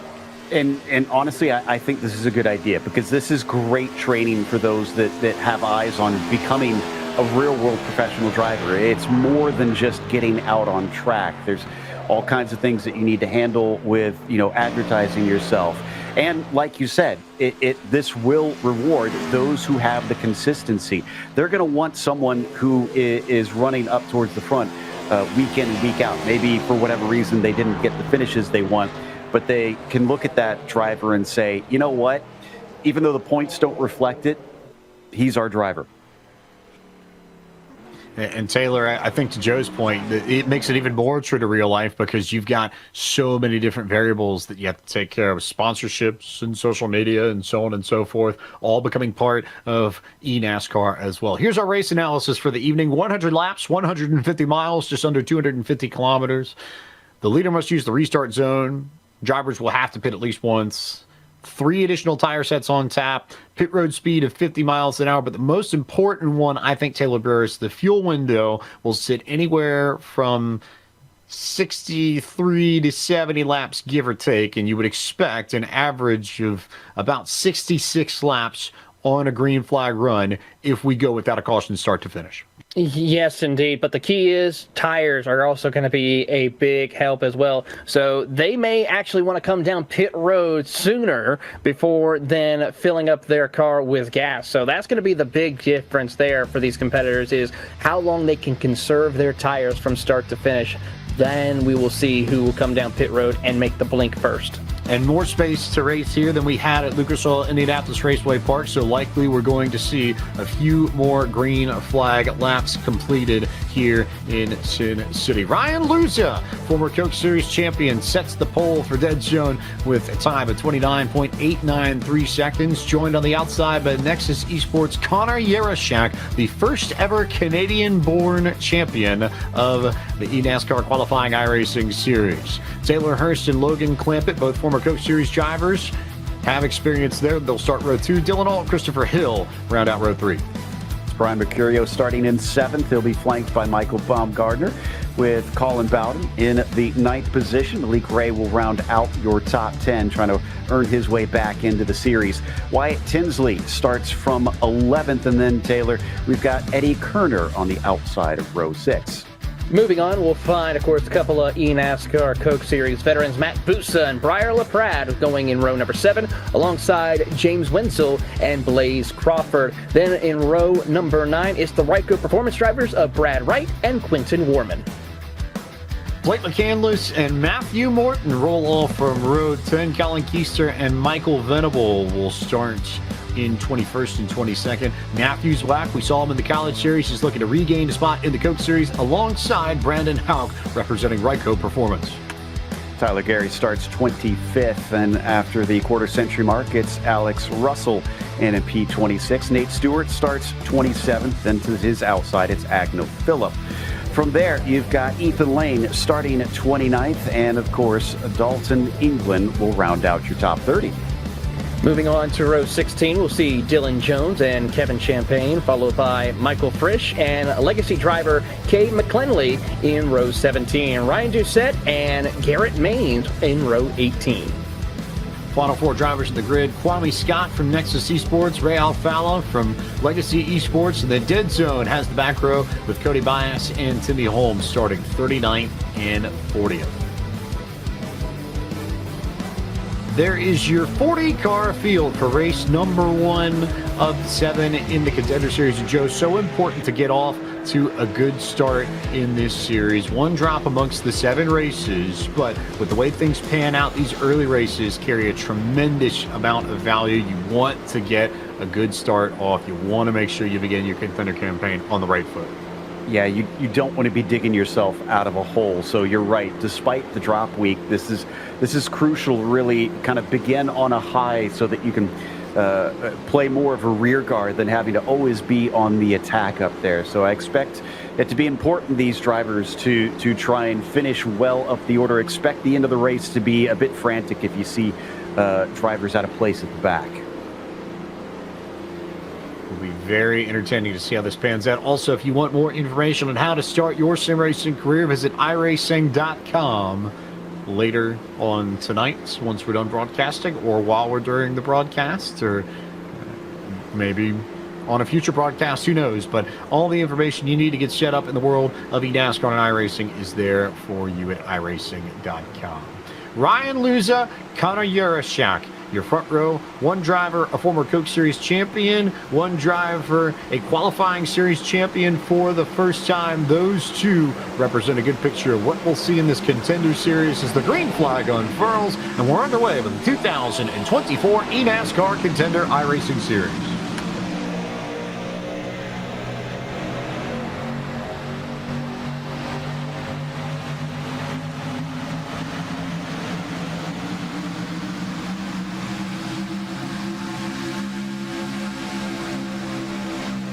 Luza, Yarashak, Hurst, Clampett. You've got multiple lanes of racing, multiple places in which you can go, lots of work that can be done. Also worth noting, Malik Ray missed the grid and is stuck all by himself in the back of this pack. That's maybe the biggest story off the first lap as two cars get into it there in this front stretch. James Winsel and I believe maybe Brian Mercurio might have been the other one. Winsel representing Altus Esports there and that orange and blue paint scheme they've made oh so familiar throughout the years, way in the back. But now Winsel in the same ballpark as Malik Ray, in need of a yellow as another car ends up in the fence.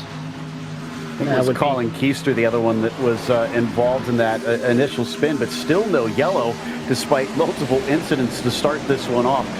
And I can tell you that it's going to be tricky around these first few laps as the tires are a little slippery. Now, interesting that he went, whoa, as the 80 gets tipped and absolutely launches into the safer barrier again. No yellow thrown.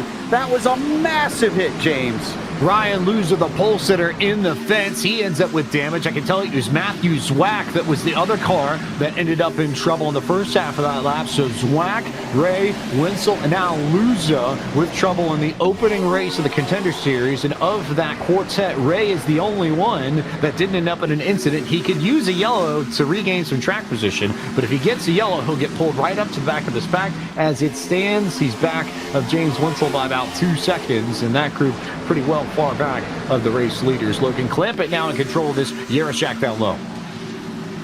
Logan Clampett made a beautiful pass around the outside of Yarashak to take over the race lead for the Team Conti drivers. And of course, Team Conti is founded by Michael Conti and a couple of others. I talked to Michael earlier today, and he was feeling pretty confident going into it. They are one of the smaller outfits based on the number of drivers here as we see Luza come down pit road.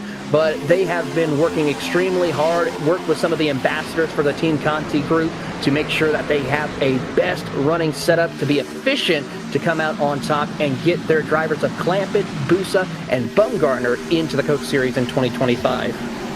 Michael Bumgarner with plenty of experience in real life as well, victorious in multiple limited late model races at Hickory Motor Speedway and working his way on the high line, just on the edge of the top 10, which if you consistently run top 10 in this series, Joe Peak, usually that's good enough to get you into the top 20. It's a good sort of marker in the sand for a lot of these drivers to draw. You don't need it every single week, but if you're right in that ballpark, usually you end up finishing top 20 in points at the end of this. It goes back to the point we were making before. If you can prove a reliable and safe pair of hands, that's going to be very attractive to any team that is looking to sign a new driver, maybe willing to kind of take a gamble and not just go by straight by the points on who finished where. As we watch the 17 of Bowden kind of in no man's land, not close enough to Kerner, not close enough to be threatened by Hill behind, but definitely riding along here in this 8th spot, doing what we're talking about, just letting the race come to him. Lots of shuffling through the back of the field as Connor Yarashak starts sliding down the pecking order. I believe he might have gotten into the fence somewhere in this, not totally certain where he lost speed, but Yarashak with trouble early, and now he starts to slide back towards the back of the field. Yeah, tough break for Yarashek. We saw him put on a great run a couple of weeks ago in the eNASCAR College Series at Daytona, and right now he is absolutely struggling with significant handling issues for the time being as we pick up this gaggle of cars of Michael Frisch and several others, Dylan Jones, Ethan Lane, Timothy Holmes, and several others jockeying around outside the top 20. Yarashak well down the pecking order, and that front row's been completely flipped on its head. Clampett now the leader. You look a little bit further back at some of the battles that you see in the racetrack, and you've got everybody either nose to tail or double file throughout most of the mile and a half that makes up Las Vegas Motor Speedway. And Good battles all over the place. This a little bit further back in the field. Dylan Jones, Timothy Holmes, Kevin Champagne, part of this trio fighting for position. Yeah, like I said earlier, you're seeing drivers who are getting a little bit antsy here at the back. We've already seen some incidents already, even though we haven't had a caution yet here. It's all about getting above that cut line, like we were talking about, top 20, what you're looking for around here, even though it's the top 30 that will all advance, or all be eligible, I should say. So if you find yourself a little bit too far down, that's not a good sign. Granted, it's early in the race, so they don't need to be this crazy. But we're going to take a look at Luza and what happened to him. This is honestly this is an awful way to start the race, because he was doing everything right and then just gets hooked in the absolute worst way, which doesn't throw a caution to help him catch back up. Absolutely slaps it, and there's no way that car is in racing condition from that. Or at least conditioned to be able to maintain speed relative to the leaders. It was Christopher Hill that he got into and ends up in the fence, and now is well back of this field. He's 2 laps down, currently scored 39th out of 40 as Nate Stewart goes on his lid and over and brings out the first yellow flag of the evening. Nate Stewart flipped in the middle of turn 2, and the caution flag is out for the first time in this 2024 eNASCAR Contender iRacing Series. Him and Garrett Maines getting together, and I couldn't catch the third driver, but it was the 3 groups or 3 car group right there that had that incident. We'll get a look at the replay here momentarily, but just a spectacular crash by Nate Stewart end over end, and gets back on wheels, but unfortunately not the way for either Nate Stewart or Garrett Maines to kick off their run to try to make their chance to return to the eNASCAR Coca-Cola iRacing Series, as we are under our first caution after a very eventful 13 laps here at Las Vegas. Stewart, I know, probably hurting on that one. First-time competitor in the Contender Series. Tried to make it last year through the qualifying series and just missed the cut at the end of round 1. I know the Kentucky data was really looking forward to tonight's opportunity, and now is going to have to battle from behind throughout the majority of this race. Significant front-end damage to that machine that he'll have to get fixed up. So take a look at the replay one more time, see what happened between Stewart on the bottom, Maines, that black and blue car up high, and then the 5 machine also played into this a little bit as well. And contact amongst that bunch sends Stewart into the fence. He got the worst piece of it, but Maines also with damage too. I think as we ride on board right there, the 5 machine as well as Nate Stewart. Stewart was trying to get in front of the 5 of Matthew Morton, and unfortunately just could not fit in between Maines and Morton, and then unfortunately just hooks Maines around. So Morton, Maines, Stewart, the trio involved in our first incident. Meanwhile, Logan Clampett, Dylan Alt, and Taylor Hurst decide to stay out, as does, I believe, Malik Ray. So there's the break that Malik Ray needed. Had some connection issues, didn't get the opportunity to grid on time, but Ray right in the thick of this with slightly older tires, mind you, but for all the drivers that might not have wanted to see this caution, Ray absolutely loved the fact that we have a yellow flag early. I don't blame him for staying out on this one. He lost all that track position. He was supposed to start in 10th place, and if he follows the strategy that everybody else did, then he'd still be left fighting his way forward, which as we can see is going to be a bit dangerous. It's quite fraught out there, and that comes from these high speeds that this track puts together. It produces a lot of pack racing, and with that close racing, you see what you often see at places, such as Daytona and Talladega, where the wrecks are usually not small wrecks. And Atlanta, if you're throwing in the restrictor plate tracks as well, which Malik Ray got his first victory in Coke Series competition at earlier this year, back in March. In his words, finally won one of these things, and now is looking for an opportunity to return back to the Coke Series. Malik's had 2 really strong seasons. The past 2 years have been some of the best years I've seen out of the long-time iRacing competitor in the Coke Series, long-time stalwart as well. And when Malik really needs to put on a show and get the job done and put his mind to it, he consistently has found ways to hit another gear and make it happen. I wonder if this may be just another instance of that kind of thing occurring.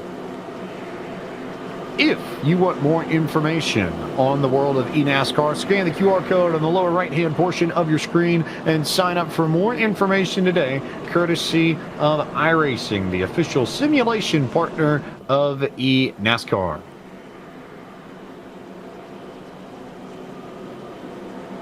Logan Clampett in control of this, former driver in the Coke Series, former winner in the Coke Series with the folks at Team Conti. He's long been associated with Michael Conti's operation on the back end, and he, Nick Ottinger, Conti when he was racing, all have been very, very consistent and quick throughout the years. Clampett decided he needed a little bit of a break from Coke Series competition, so took last year off and then decided to come back at it through the Contender Series, or rather qualifying series this year. Made it right back up into Contender. Taylor Burris, he's going to be a favorite to advance back into the Coke Series for 2025. Absolutely. Logan Clampett is by far one of the fan favorites in the eNASCAR series, and one to keep an eye on. And if he is able to succeed in making it, which is a high possibility of him making it through the top 30, it would be incredible to see him return and competing, and of course, with the NASCAR Next Gen car. So keep an eye on seeing with what Logan Clampett can do this season. I think he's going to be coming back with a little bit of vengeance and fury, ready to showcase, yeah, I might have stepped away for a year, but I still got what it takes to become a winner and possibly a champion.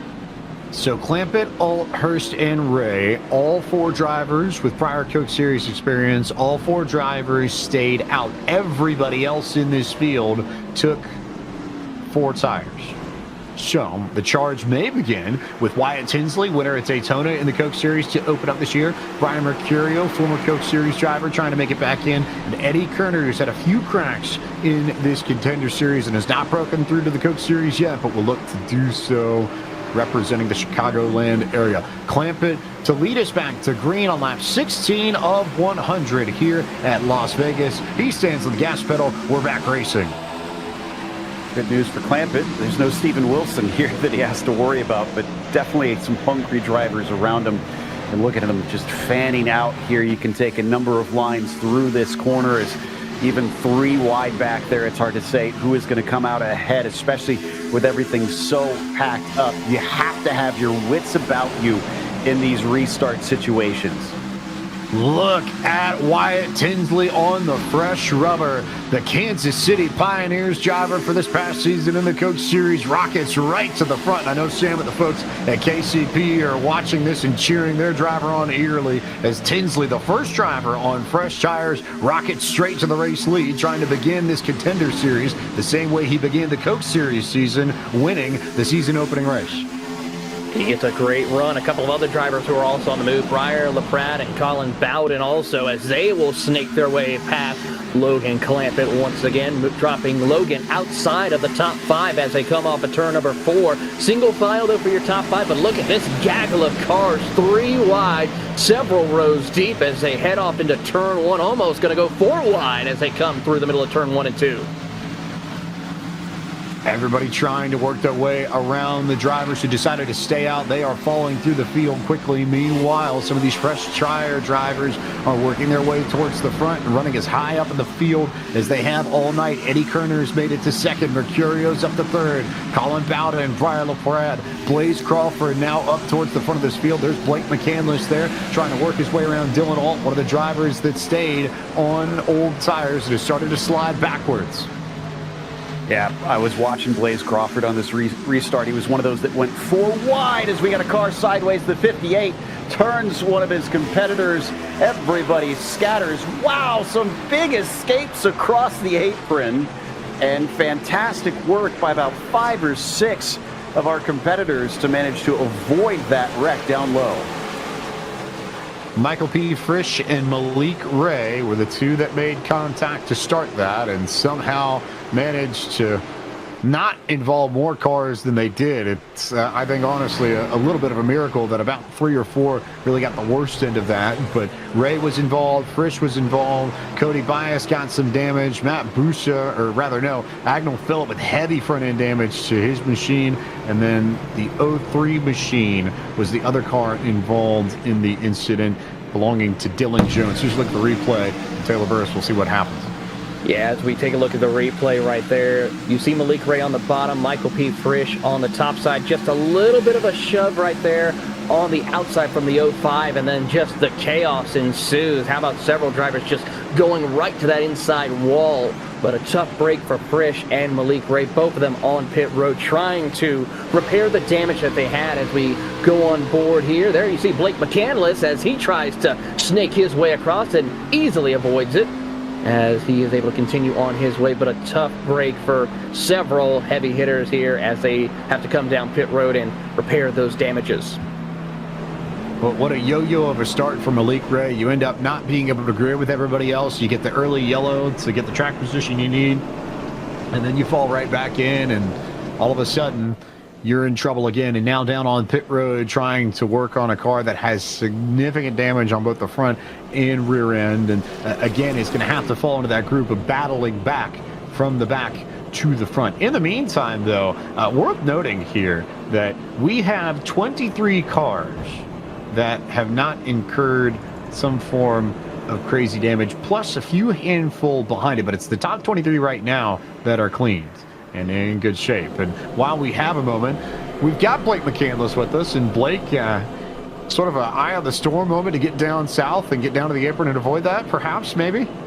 Yeah, I mean, it was just one of those cases where, we did really well in that first run, making up a lot of spots, kind of going wherever we could, and then all of a sudden they just start stacking up really bad, and I kind of backed out of it just to give myself a good vantage point in case something like that happened. And what do you know, we ended up kind of backing ourselves up enough to where we could miss all of that. So it's been a crazy one so far. I knew as soon as we got some laps in, the track was going to widen out, and these guys are going to be pretty aggressive. So that's kind of one of the nice things about about watching these guys in the Coke Series, that sometimes when something's about to happen, and luckily we were able to anticipate that pretty well.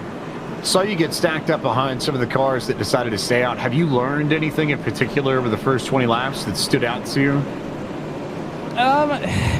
Nothing too much. I mean, I think if we get going green here, which I don't know, it seemed like a lot of cars were in that. So if we get kind of strung out here, I'm excited to see kind of how the track widens out. I'm waiting to get to the top of 3 and 4. I might go there very soon, if not like on this restart. But yeah, it's you do as much as you can, but these races so often are about being aggressive, holding your track position, all those things. So it's what served me well in Road to Pro, and the reason why I guess I'm here to compete. He can talk, he can drive, he can do it all. Blake McCandless currently running in the 18th position on the racetrack with a pretty sharp paint scheme too. Very unique shade of purple as well that we've seen more often than not here. But that really does sort of stand out, I would say, and really make a difference. Making me want some candy or something, honestly. Easy car to keep an eye on there, the drafty car machine.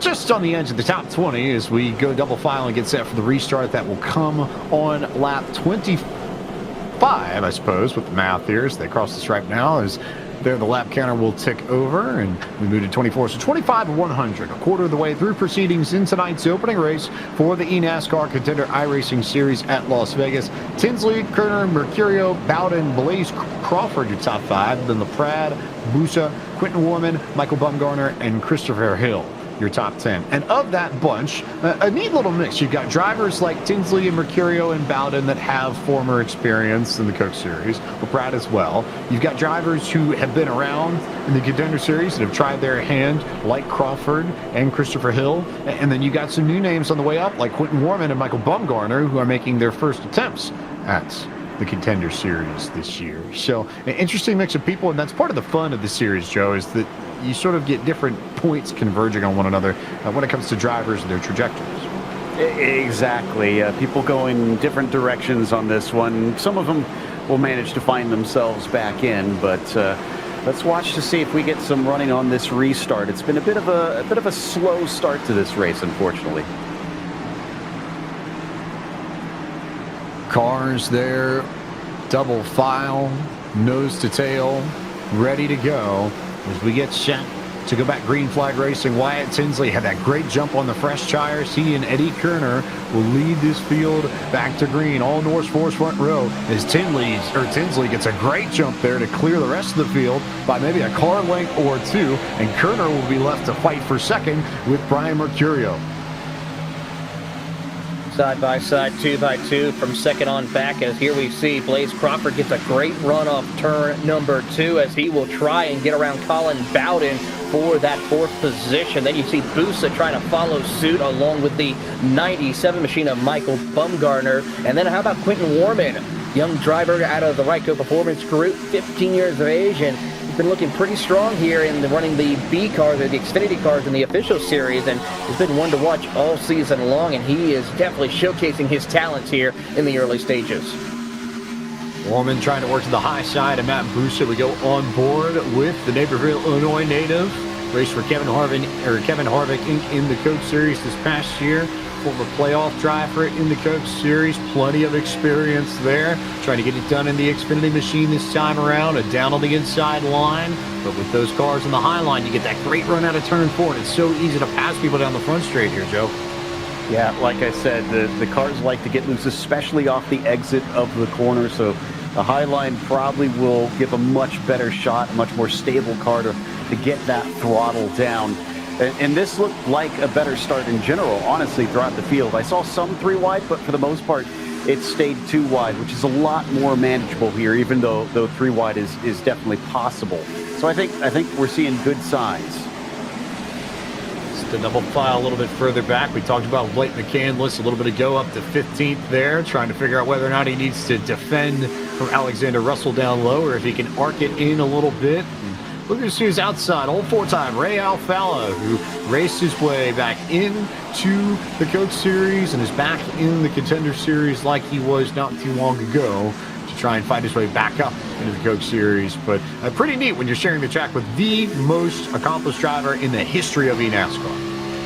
Absolutely, as we ride on board with Blaze Crawford, the Phoenix, Arizona driver, as he is trying to work his way through inside the top 5, and he gets a good run as he shows the nose to the inside of Eddie Kerner off of turn 2. Can't quite get there yet, but as we watch on the JDR graphics machine, Chevrolet has really been on a tear right now. Crawford running some of the most consistent lap times here recently. Not the fastest, but he has been able to manage and take care of his equipment here in the early stages. We'll see what he can do as he tries to hold on to top 5 run. So Crawford continuing to shade Eddie Kerner. There's one car trying to make moves just behind them. It's Christopher Hill. That's really the only battle amongst the top 10 at this stage, is the rest of the leaders are all single file at this point. I think just trying to lock into a green flag run and start setting laps, managing tires, figuring out where they need to be to make sure that they can maintain pace over a long green flag run. Yeah, this is where you see the difference between those who are thinking drivers and those that just are kind of caught up in the moment. And those that know that this is a long race will try and settle in and just, like I said earlier, try to kind of let the race come to them. Look for the opportunities. Kwame Scott down in the middle of the pack here, one of those running 2 wide, as the 42 is going to run the bottom alongside him. And looks like he's cheering for a particular team there, James. No comment as we carry on with the racing here at Las Vegas Motor Speedway. Kwame trying to hold that inside line, right nose to tail with his teammate at Letarte Esports. Dylan Alt there just ahead of him, so the 36-42 nose to tail once again continuing to work their way around the outside, but we're noticing more drivers begin to work to the high line as well. Good fight here inside the top 10 for the moment, as Matt Busa trying to get that outside lane going. Not able to this time around, but the 97 of Michael Bumgarner has a good run along with the 53 of Brandon Houck as they come through the middle of the trioval and really going 2 by 2. LaPrade gets around Busa for position for the time being as Jones or Hill slides up right there in front of Warman, shuts the door on him. I'm surprised Hill was able to hold on because you could not fit a piece of paper between the 2 of the Toyotas. Hill ran that Toyota about 3 or 4 lanes at the racetrack, it felt like, just to make sure that Warman couldn't get to his outside. But those drivers now starting to work that high lane, starting to really just carry momentum. And that's the big thing. If you run up top here, it's not only easier to roll momentum on corner exit, but especially here in 1 and 2, there's a bump in the middle of the corner that can unsettle cars running that bottom lane. That's why for a lot of drivers, the fast lane isn't necessarily right around the apron here at Vegas, but it's maybe a lane up, especially on that end of the racetrack. Yeah, absolutely. It's one thing that I did notice today doing laps around here, just how bumpy that bottom line is. It shakes you around quite a bit. So I think you're right. We're going to see drivers continue to try and flock to that middle lane as the most desired one, which is going to be tricky because you leave that bottom lane open. It looks so tempting. You can see a few of them trying it. You think, oh, maybe I could just slide through there. On board with Tyler Gary, who made his debut in the Coke Series in 2024, trying to race his way back into it for 2025. There's a little bit of contact just ahead of this that could make this interesting. Timmy Holmes got into Brandon Houck, and Houck should end up fading here just a little bit. He may come into view right as they get into the corner, and right there you saw just a little bit of shade of red to the right-hand side of your screen. That's Houck, who got a bump from Holmes on the exit of 4 and lost about 4 or 5 car lengths down the front stretch in the process. You notice the drivers when they're in the middle of turn 1 and 2, they try and dance around that first seam up from the race group. That is the preferred line when it comes to racing. As we have a little bit of contact between Eddie Kern, or actually the 05 machine of Cabe McKinley, along with several others. That's going to cause a big issue right there. Everyone is able to negotiate around there, but McKinley and Houck have some significant damage possibly from that contact. They're going to try to get themselves wound back up, but they will lose multiple positions outside of the top 20. McClenny was wrong place, wrong time, got tight, tried to slide up. Houck was already there. Houck tried to lift, but it's just really hard to catch these cars. And now McClenny's got a significant amount of right side damage that he will have to navigate. That's the bad news. The good news is that there are enough drivers that have already run into trouble that even with all that damage, he's still just on the edge of the top 20. As you see how that was the contact there with Timmy Holmes a few laps ago that started all this, and then it was the contact between Houck and McClenny that finished it a few laps later. Yeah, it's 2 contacts that sent him backwards in as many laps for the 53 of Houck. Just not a good set of laps for him. And this is very much a different track from what we were watching just moments ago back at Indianapolis. If you get any sort of damage, it's going to affect the handling, it's going to affect the speed. You have to remember, these cars are doing up to 180 miles an hour coming into the corners, so you are absolutely flying around here. Moving back up the racetrack and back up the field, Colin Bowden, Matt Busa, nose to tail. This is right on the edge of the top 5, and a little bit further back, Logan Clampett has managed to make his way back up through the field. He's got fresher tires than everybody else now. He came in on that second yellow, so he and Dylan Ault are trying to race their way back up through the field after losing the track position early. So Clampett's got fresher rubber than everybody else. That could be worth noting as this run progresses, as we now go on board with Manchester, Tennessee's Briar LaPratt.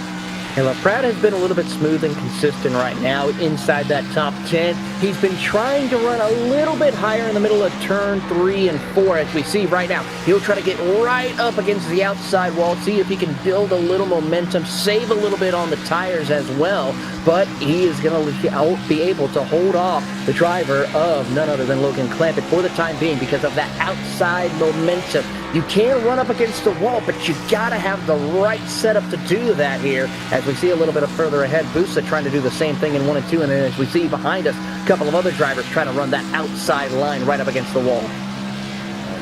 Take note of the fact that when we talked to Blake McCandless under that most recent yellow, he said that he might try and go run the high line as soon as this next green flag run. That's exactly what he's done, and he's gained a few spots on top of it, up into the 13th position. Looks like he and Matt Busa are maybe the 2 amongst the top 15 or so that don't have a problem committing to that high line to trying to gain some track position. I think the longer we go on, the more that we're going to see that because these tires are going to wear out. So using that high line to put a little bit less stress on the tires, the less steering angle into it to try and run closer to the bottom. That's going to be more desirable and help these drivers out, especially, like we said, carrying the momentum. That is key when you don't have the grip underneath you. So expect to see cars continually flocking up to that safer barrier. Yes, less angle, less slip angle. The problem, though, if you're on the outside, is that you run the longer part of the racetrack, and it not only evens out tire wear, but usually means that that inside line ends up being favorable over a long green flag run. So how long can you run that high line if you're McCandless, if you're Booth, if you're anybody else that's trying it? There's more speed up there, momentum to be carried, but over a long green flag run, eventually your tires will pay the price, and then it becomes a battle of just trying to hang on to the track position as we go on board with Framingham, Massachusetts, Ryan Doucette, another driver that's got Coke Series experience, and I guess that counts as a Smithley-esque lean there, perhaps, Taylor?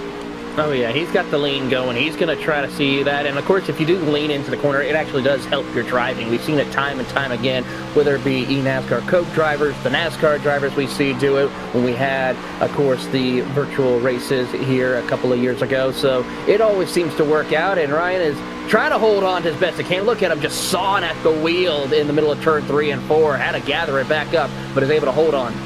So you're a believer in the general concept of leans helping you find corner speed, are you, Taylor?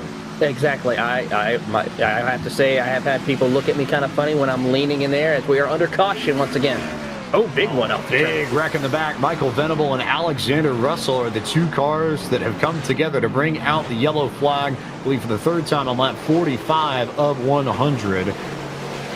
And big incident there. Might have been some contact with Timmy Holmes as well, between Holmes and Russell. And Venable with no place to go. But another yellow flag here at Las Vegas. Yeah, I feel bad for Venable on this one. Was a bit of an innocent victim. We'll see if we can get a replay on that one. And they'll be picked up by the pace car. And this has honestly been one I think a lot of drivers have been looking for, because this is the longest we've gone on this same set of tires. A number of drivers have been wearing these ones out. In fact, if you're Taylor Hurst, he's still on the same set of tires he started this race on.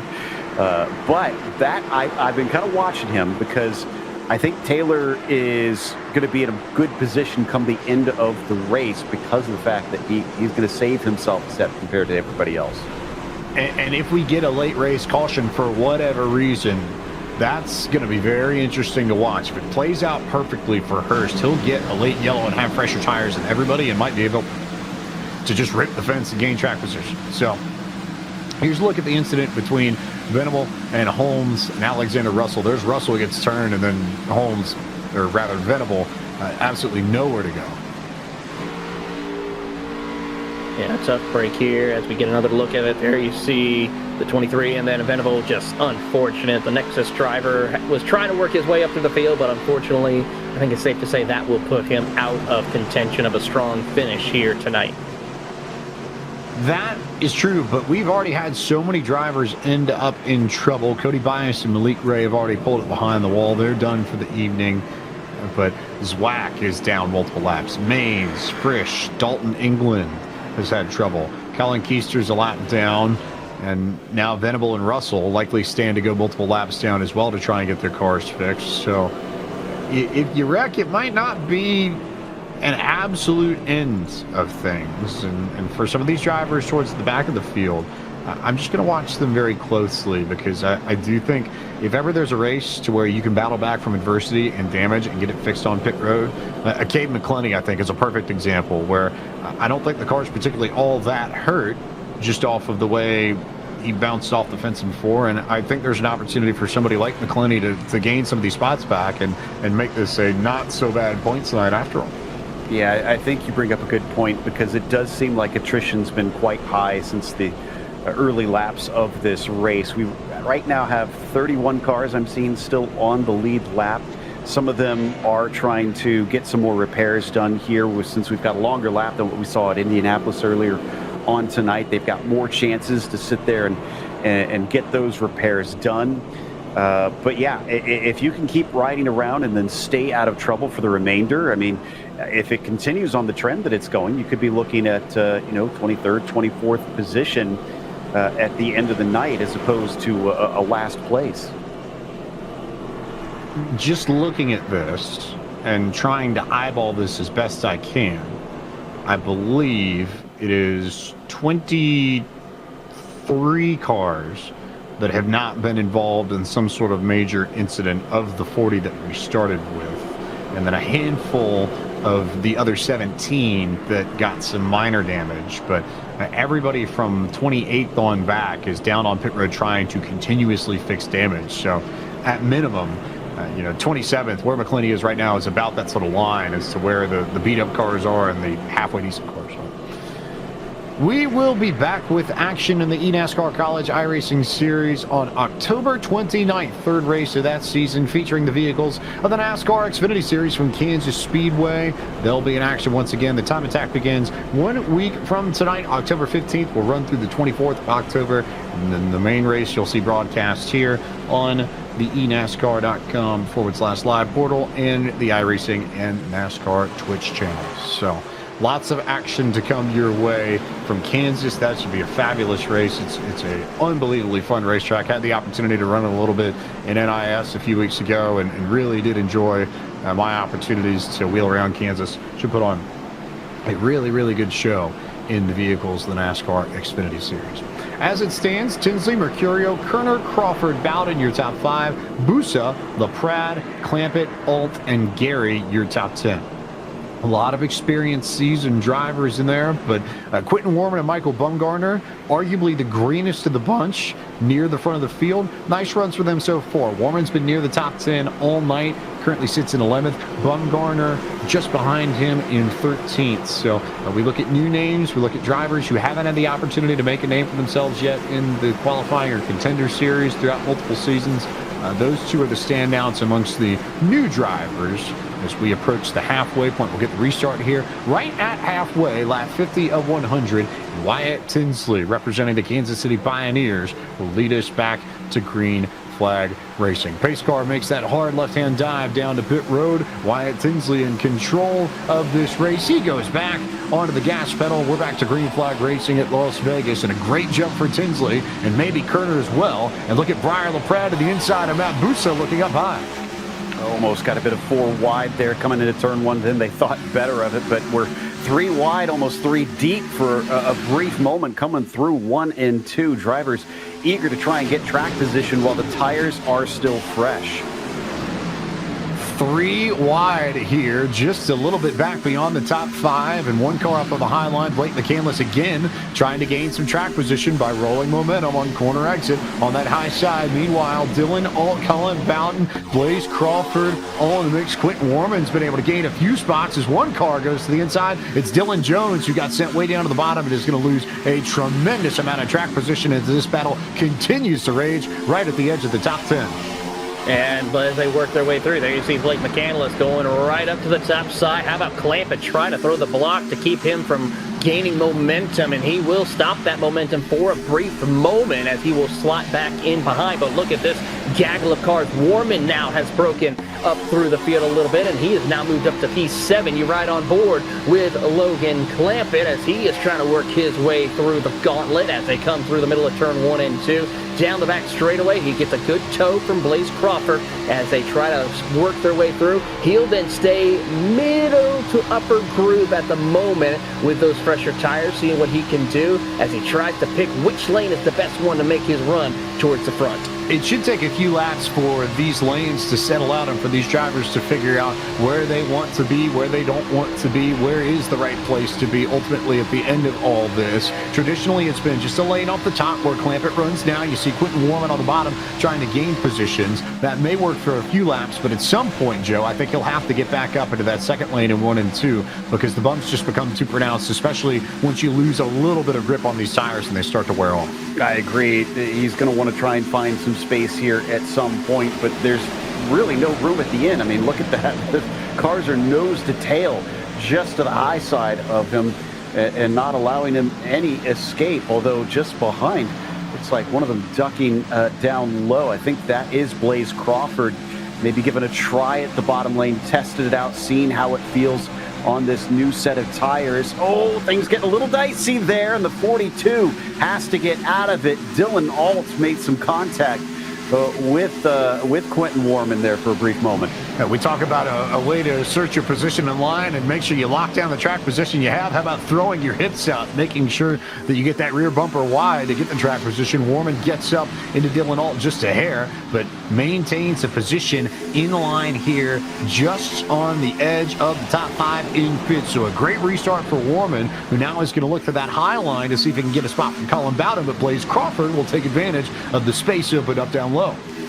He will work his way up into the 6th position as Clampett and Dylan Alt will go side by side for the 7th spot. Clampett noses ahead, but here comes the driver of Dylan Alt. He thinks about trying to pick up a 2-for-1 special as he tries to get to the inside of Blaze Crawford for the time being, and he cannot make it work. He'll still drag race with Clampett down the back straightaway of, course, the Nellis Air Force Base and head on down into turn 3.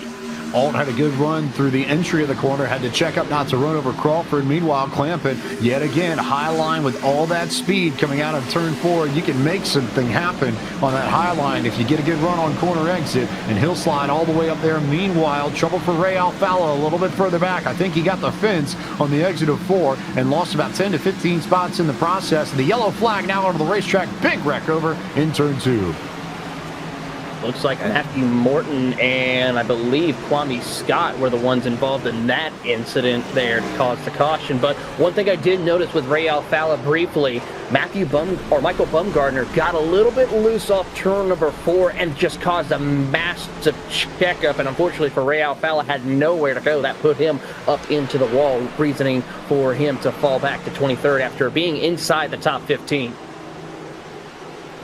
And yet so much attrition here that it may not matter. This has been a very caution-heavy Las Vegas race, and even by historical standards, this has been pretty caution-heavy here. So a rare case where you've got an event in a 1.5-mile track, but you may be able to make up the track position yet based upon how the rest of this plays out. Here's a look at what happened between Kwame Scott and Bumgarner, who just got to the back of Scott there in the center of the corner, turns Scott around, and Scott spins. The 5 machine gets into Scott, and Morton and Scott end up with some pretty heavy damage. Morton's front end has got it pretty well covered up, and both the rear and the front got touched on Kwame Scott's car. Here's Tyler Gary's on board, and we'll get a good shot of how all this planned out. And I think more importantly, Joe, just how nuts the racing was for the lap or so before all this happened.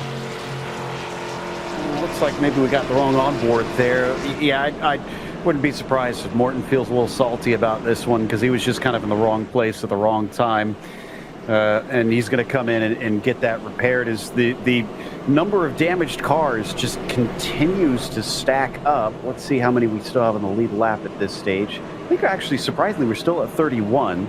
So those that have been involved have managed to at least get it going rather quickly.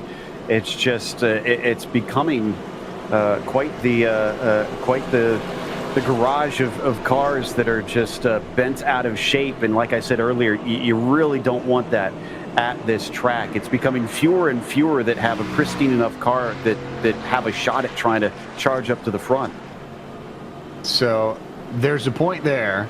Another point worth noting, and to go back to, I think you made this earlier, Joe. We talked about Taylor Hurst saving tires, running at the back of the field. Taylor Hurst also just came down pit road again, presumably to burn one of those tire sets, but to also gain a 12-lap tire advantage on everybody else. We saw what Wyatt Tinsley was able to do with that kind of tire advantage earlier on in this race. It was about a 10-lap advantage that he had on Clampett and Dylan Alden, some of the ones that stayed out. So now Taylor Hurst is looking to follow the same line of logic and maybe gain some track position. He'll restart ballpark 25th, but at a 14.6 second stop in the box. So tires likely on a Hurst machine. Briar LaPrade now joins us in the broadcast booth. And as you sit in P3, Briar, how is this race compared to what you expected and what you feel like the history of the Contender Series usually is, especially for these season opening races? Yeah, Contender's usually 50-50 on if it's going to be a lot of yellows or not. Like, we can definitely have some races where we're just running green all the way, and some races, you know, we might have a couple yellows, but this one is definitely obviously a lot more yellows than normal, I think. I think a little bit of the damage model is like really sensitive to these cars, so I think a lot of the Coke Series guys are trying to get used to that, and that's something I learned. I didn't know that until I started testing these cars, that it's very sensitive. So any contact is very sketchy. So trying to stay off of everyone the best I can, and so far so good. First race of the new team, NFR, so it's looking good. We got 2 teammates in front of us here. And I was talking before you guys moved me in here, so I don't know if you guys heard it, but I'm fine with riding behind here. If Bowden's showing a little bit of pressure, we might have to push the aggression up a little bit, but our Leffler Billiard Supply Toyota Supra is feeling pretty good. Paint looking really good, thanks to the old Cosman and Splash & Go graphics. So yeah, it's been great so far, and hopefully we can try and go chase a checkered flag here. North Force has been so strong this year, picked up the Coke Series championship with Parker White. What's it been like working with NFR over these first few weeks? Yeah, it's definitely different. I was with Team Conti before. Obviously, there's things that's different between every team on here, and I feel like there's things that's been pretty good and valuable to myself and my driving skill over here, and I feel like it's already been a little bit better. You know, there's positives and negatives to both sides, so I think we're rolling good. We're third, so we've won a Coke race before, and let's try and go check one of these off. We won Road to Pro, we've won a Coke race. Let's try and check one of these off. How about that? The only one of the trio that Briar LaPrade has not won, and Briar, he is a driver in the eNASCAR world during the week, but on the weekends, you look at the rear quarter panel, that is Sheldon Creed's YouTube channel, and Briar is the principal cinematographer, as it were, the man behind the lens. If you see any of Sheldon's videos, Briar LaPrade, the one making the magic happen in the real world as he continues to try and drive for a spot back in the Coke Series next year in the virtual world. Wyatt Tinsley still your leader here. 40 laps to go, 60 laps complete. Eddie Kerner to his outside, and North Force in control of the first 3 spots on this grid as we go back to green flag racing at Las Vegas. Watching Taylor Hurst in the back while we keep eyes on the front here to see how he tries to utilize these fresh new tires. So far, it's looking at least decently organized up at the front, not seeing much in the way of 3 wide. And drivers maybe just trying to tick off a few more laps because we still got these 39 to go, so there's no reason to hustle yet. Not immediately, but some of these drivers on the high line are not afraid to look for it. I see Christopher Hill peeking his nose way up on that high line. You've got basically 2x2 all the way through the front stretch and amongst the top 10, 15 drivers in this race. Also, Quentin Warman, talk about a driver that's been committed to the bottom and has made it work. Warman all the way up to 3rd for a moment, back to 4th, now alongside Colin Bowden for the last spot in the top 5. He's looking for a little bit of a birthday gift today. He's turned 16 today, so he's looking forward to seeing what he can do as he tries to hold the bottom of the racetrack against Colin Bowden, side by side with him for that 4th position as he and Eddie Kern are trying to push their way through, but Colin Bowden will clear him as we ride on board with the birthday boy of Quentin Warman. Urbana, Illinois, where he calls home, not terribly far away from the city of Champaign, home to the University of Illinois, which I believe at some point has been represented in the eNASCAR College iRacing series, but trying to put on a good run here for all the folks at Ryco and maybe for fans of the Fighting Illini as well, who might be nearby. And another one of these drivers carrying on the pretty strong sim racing legacy that Chicago has, Matt Busa, really the flag bearer there. Also happens to be 7 spots back of Warman now. So maybe this is student teaching master a thing or two, perhaps, Joe? It could be, but momentum on the side of Warman, at least down the back straight this time. Got no place to take it, unfortunately. The 4 going to hold on to that bottom side as Blaze Crawford will not allow him to escape, even if the 4 has been sort of shut onto the bottom that nobody wants to be at. Still with Wyatt Tinsley leading up at the front of this group, and somebody's decided to rip from the high side. That's the 11 of Hill. Hill's been the one driver to commit to this at this point. He's been very particular about trying to run that high line and get up into space where he can actually make something happen. And that's really, if you want to find clean space on the racetrack, that's about the only spot you can go. You see, I believe that's Michael P. Frisch who was trying to work that high line just the same. But in the meantime, battle for the race lead as Briar LaPrade goes to the inside of the Virginian Wyatt Tinsley.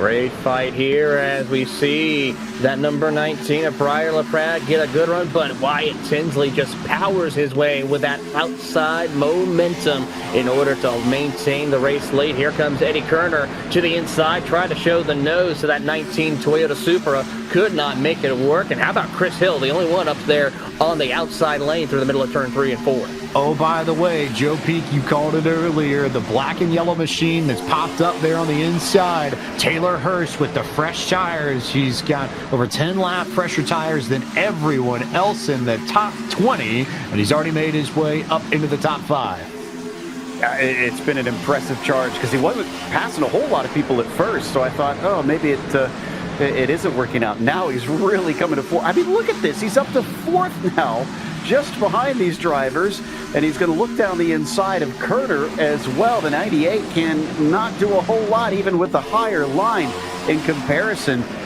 This is a really good call. Now, granted, what's it going to be like if we keep going for quite a bit ways longer? The 33 will have those fresher tires, but it's going to start to even out in comparison to those around him. Which is why you want to get the track position early if you are the driver out of Winston-Salem, North Carolina. And I think he is heeding the call to the inside of Wyatt Tinsley. Goes Taylor Hurst to take the race lead. It was Tinsley at the stripe by 6/1000ths of a second here into turn 1. New leader, Taylor Hurst on lap 70. Taylor Hurst just focused in. You see him right there. And now a little bit of a grin as he might have made the best strategy call so far. We still have 30 laps to go here as they work their way through the middle of turn 3 and 4. Single file for pretty much your entire top 10 for the moment. But he is starting to pull away and setting lap time after lap time, blistering his way through as he starts to pull away from Wyatt Tinsley. I go back to what Breyer said in that interview just a few moments ago, where it's about 50-50 as to whether or not these contender races end up being filled with yellows or whether or not they go green for a little bit. I think we have to give credit to Taylor Hurst for reading the way the opening of this race played out. With all the yellows that were prevalent, he recognized pretty quickly that he didn't necessarily need to have track position pretty early on as Ryan Luza gets in the fence again a little bit further back. But he didn't need the track position early on because he figured that he was going to get a yellow, that he'd have an opportunity to use an extra set of tires, and that he'd be able to drive his way through the front because of the way this race was playing out. It's not like every contender race. It's not like even the other contender races that we've seen at Las Vegas.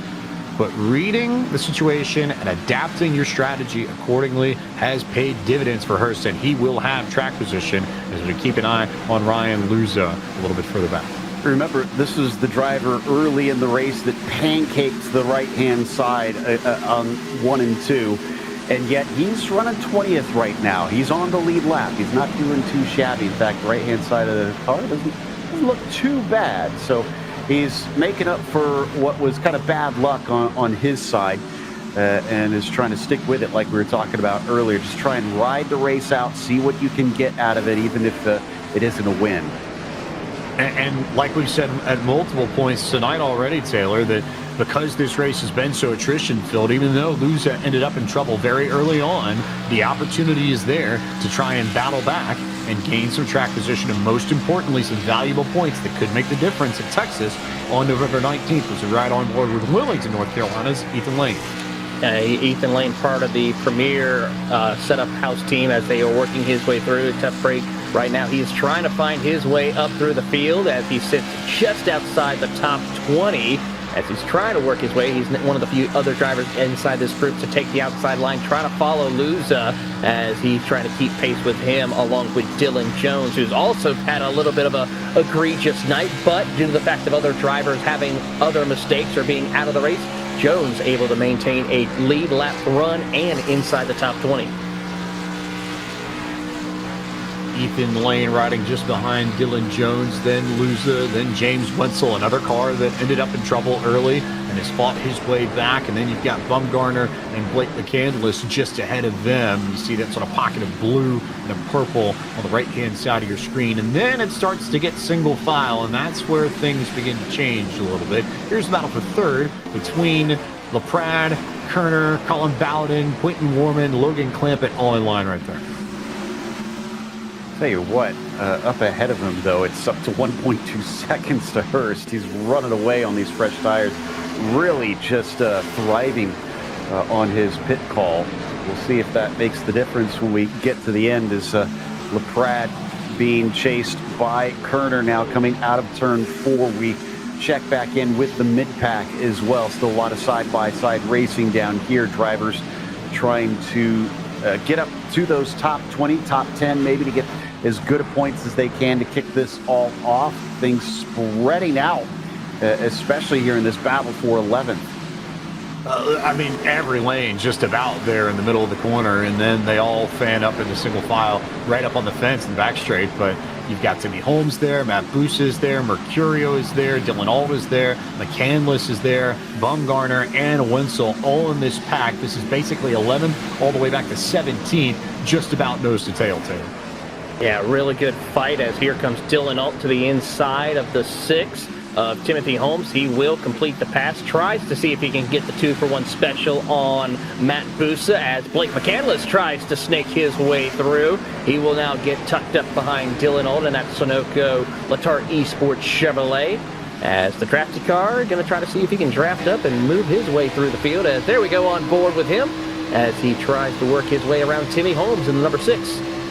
And this sort of goes back to the point for those who watch the College Series broadcast that we made, where sometimes, especially at Lucas Oil Indianapolis Raceway Park, the way to pass people is to just sort of sit in the lane and let other people make moves around you and take advantage of it. That's basically what McCandless just did with Timmy Holmes. Holmes had that high line and tried to drop low to pass somebody else, and McCandless just sort of sat behind Dylan Alt, took advantage of the momentum, rode around the top side, passed Timmy Holmes, got a spot out of it. If you don't think you have the outright pace, it's honestly one of the smartest things that you can do, is just kind of let the opportunities come and capitalize on them. Don't try to force the issue and just ride this race out. As we check back in with Blaze Crawford, he's running a top 10 himself, chasing on Logan Clampett.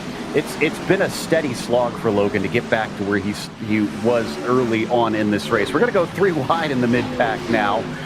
With the low side belonging to Dylan Alt, but doesn't have the speed over Mercurio. Yep, Mercurio there completes the pass. McCandless yet again riding that high line, trying to take advantage of other drivers dropping down low, and then yet again keeping the momentum up as you exit the corner on the high lane, where you're going to be a little bit faster, and over time, if you can stay even through the middle of the corner, you'll get the spot. That's exactly what McCandless just did, move McCandless up to 13th. Biding his time, picking up where he can put them down as quickly as possible, as a couple of drivers get a little bit loose, a little bit behind him. That was Ethan Lane and the 77 machine of Ryan Doucette.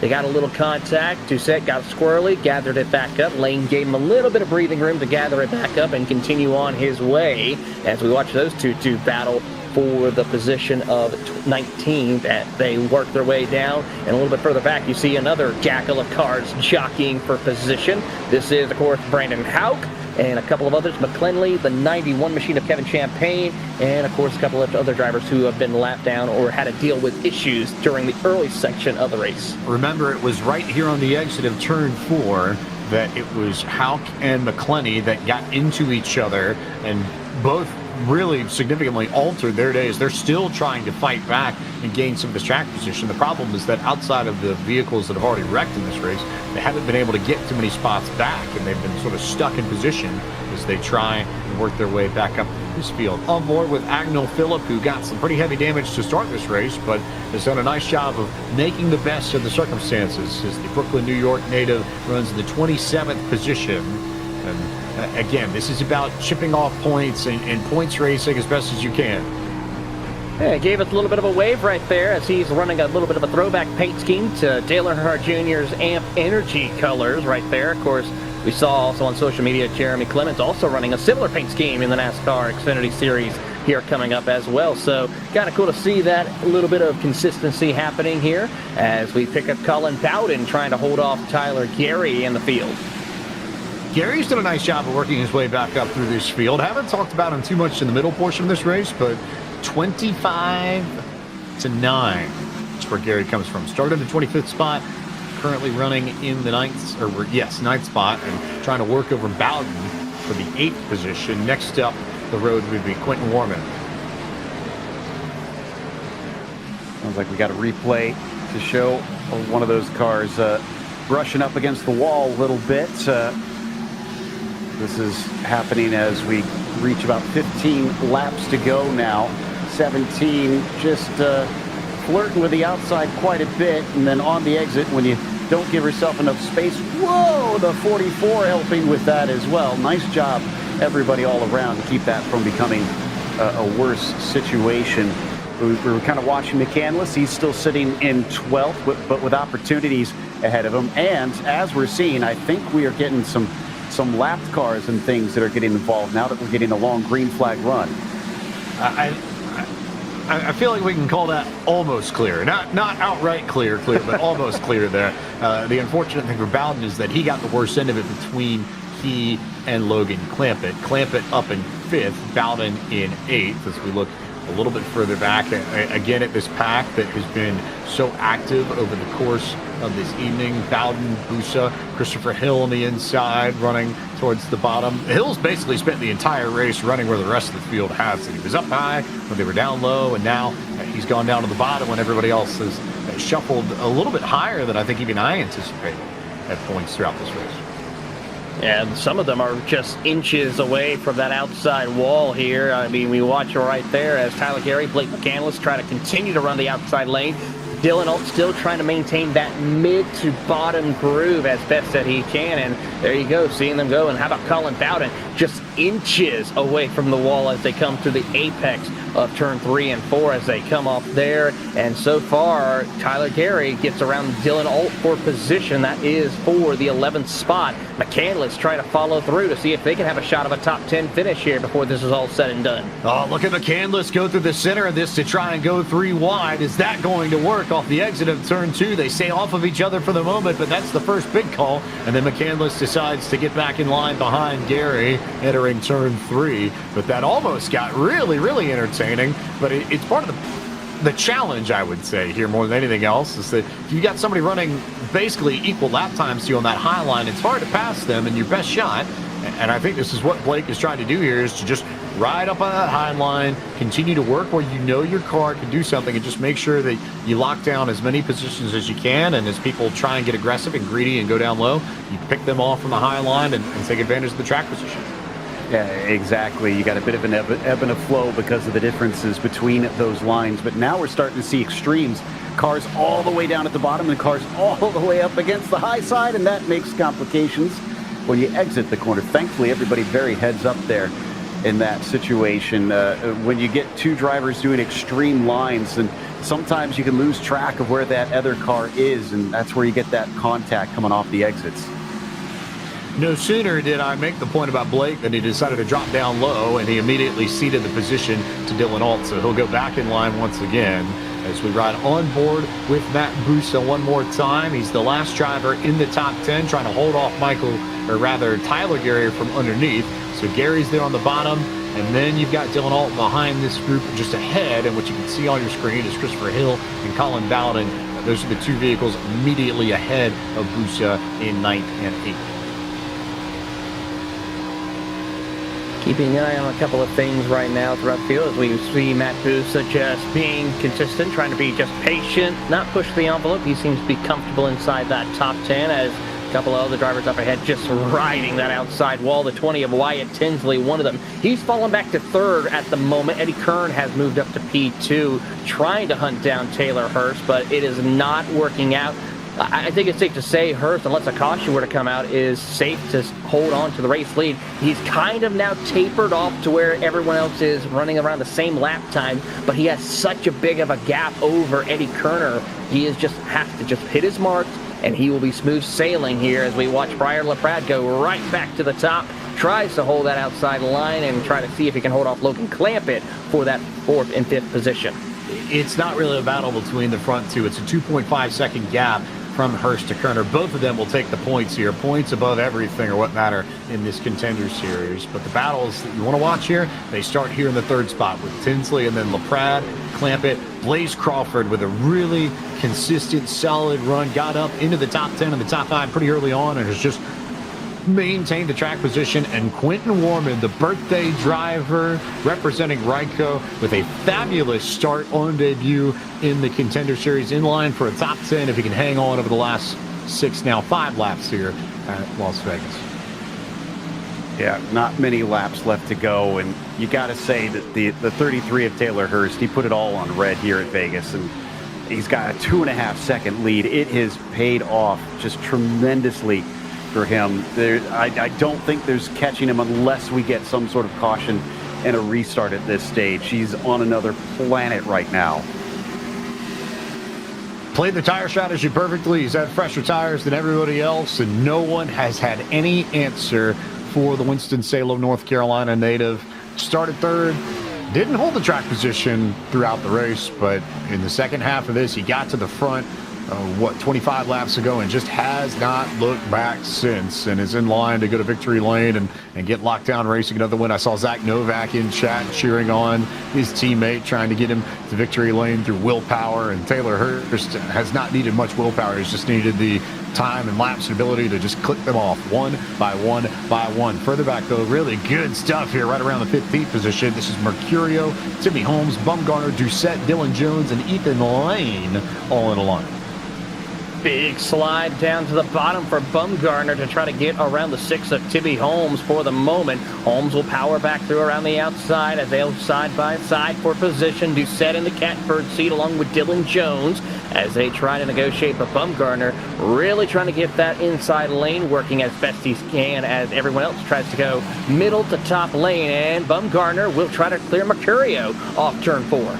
Tries to clear him, but again, you see how momentum works on that high line. Timmy Holmes will tuck in behind Mercurio, draw even with Bumgarner, and that's the concern. If you know you're faster than Mercurio and you can find a place to slide up in front of him, then I think the bottom makes sense. But if you can't do that, then if you're Bumgarner, you're going to have to fight and fight hard, because look at all these cars lined up on that outside line. There is nowhere for Bumgarner to duck back in line if he starts losing ground.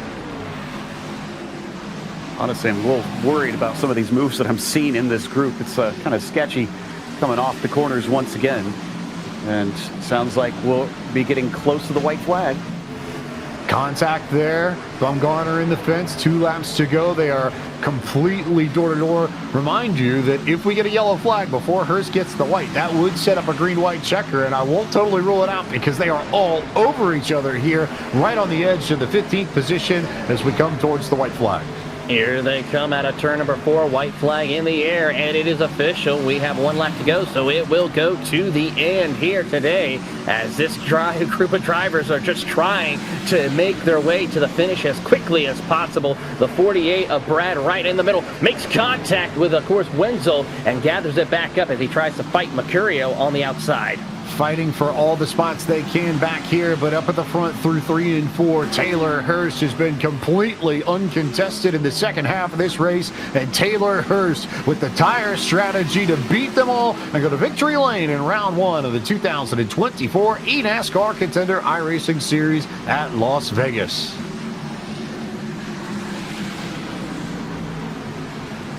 Just fantastic race from him. 41 going across sideways there. They raced that all the way to the line, and that tells you how important these good finishes are for these drivers. They need each and every point possible, but man of the hour, that 33, just unstoppable.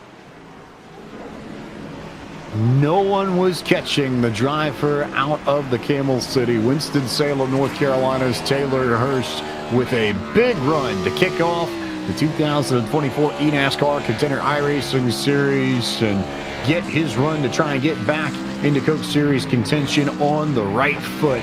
Big time burn down and celebration full of donuts here across the front stretch at Las Vegas as Hurst is your winner of round number 1 in the Contender Series this year.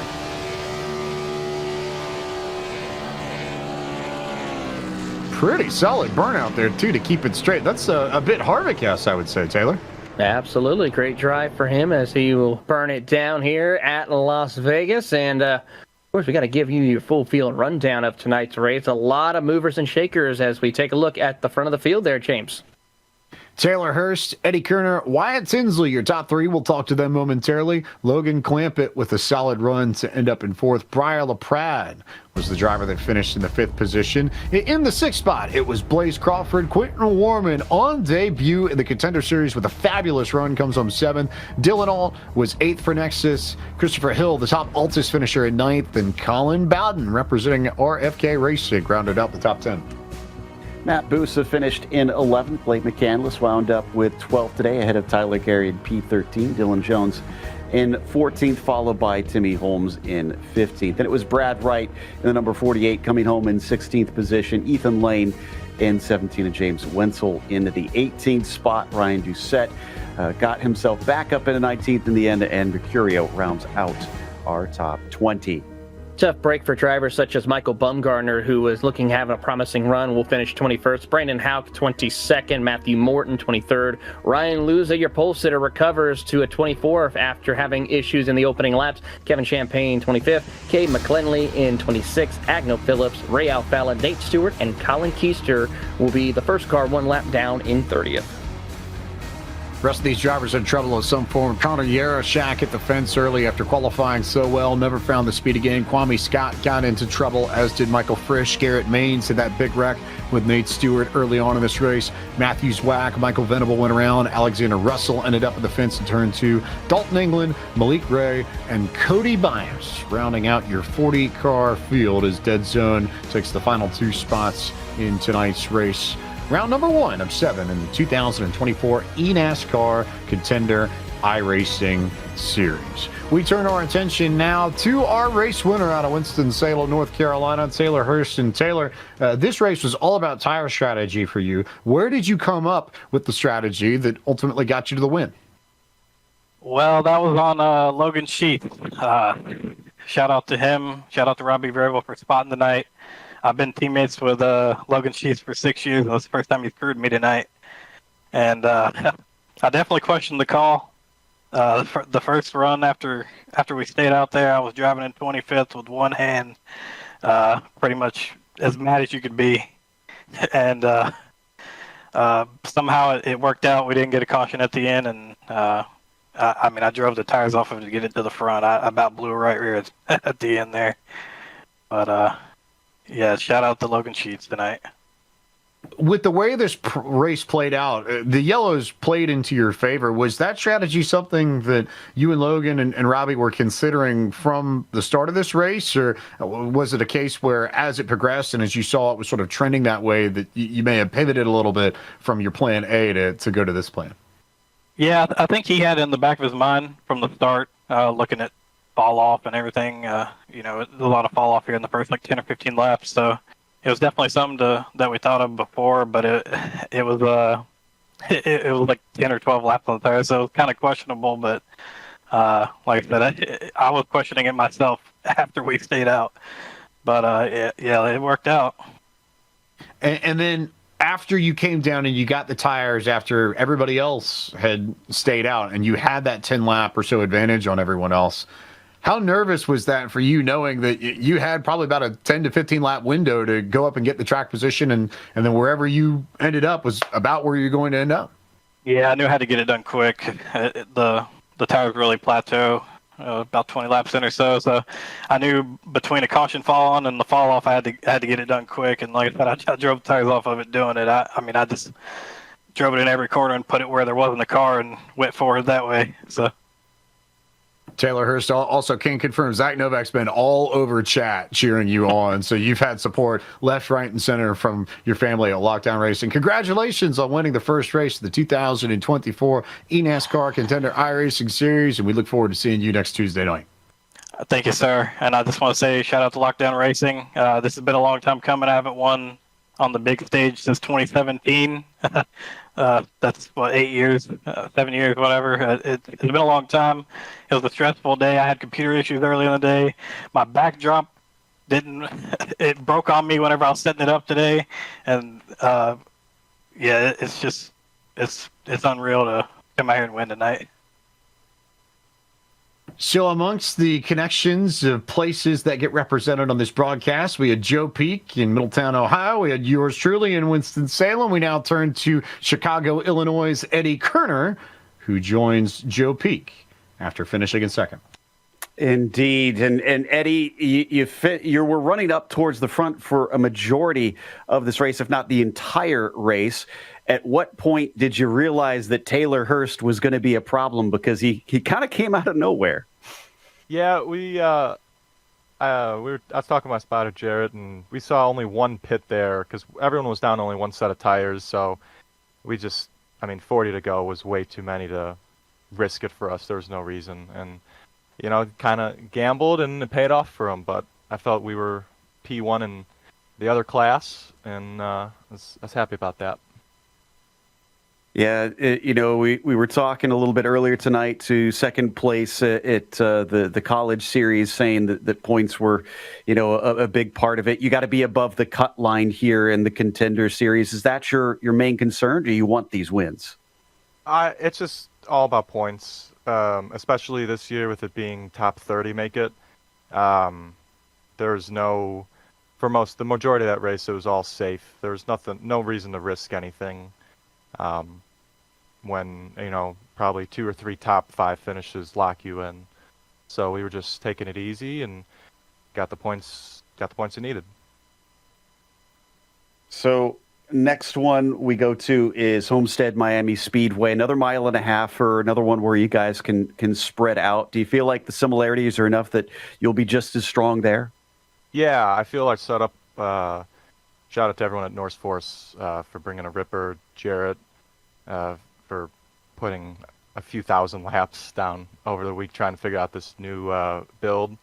But the drive I felt we had drive over the field, and I think we should be good going into Homestead. All right, we'll look out for you, and congratulations on a podium today. Thank you. That was Eddie Kerner finishing P2 in the number 98. Meanwhile, I do believe Taylor Burris has caught up with Wyatt Tinsley, who finished P3. I'm here with Hampton, Virginia's very own Wyatt Tinsley. Wyatt, in the beginning, it looked like you were about to pull the same thing you did earlier with the eNASCAR Coke Series, winning the season opener, and it just seemed like the caution didn't fall that way for you to come out on top, of course, with the great strategy by Taylor Hurst. Walk us through, though, those early opening laps. I think it was chaos the first opening laps. Like, everyone was just, staying off each other all over the place, and I got to give it to Parker there. Parker White, Coke champion, who's on my box tonight. He's going to be on my box for the rest of the season. So I think we really did what we needed to do the first race. We led laps, and we finished third. So, I can't ask for a much better race, to be honest. But yeah, I got to give it to Jarrett Lieber working on the setup, and then working with Eddie there and Brian and Breyer there. We were all, just trying to, not murder each other, really, and have a good time. Yeah, I really had a lot of fun there. Wish the strategy would have went my way just a tiny bit better, but all in all, I feel like we had such a good car here at Northwest Racing, and I really got to appreciate them a lot for what they do over there. We have a lot of different tracks coming up here. How confident do you feel of maybe working your way and returning the favor and getting back to the top step of the podium here when it comes to the Contender Series this season? Yeah, Miami would be great. I was good in the Cook Series finale there at the Miami race. I always love Miami. Vegas has not been like all the high speed tracks are my biggest weakness, being on throttle so much. But Miami should be really good, and I think we will be up there again, hopefully, if all in all goes well. Dover is definitely the one I'm looking for, because I had that one go away from me last year at Contender Series. So I gotta thank thank you for Price Chopper for coming on board. And then Pioneers, of course, they support me so much, and I got to give the biggest thanks to everyone at the Pioneers. They're just the best org I could ever be a part of, and I really appreciate them a lot.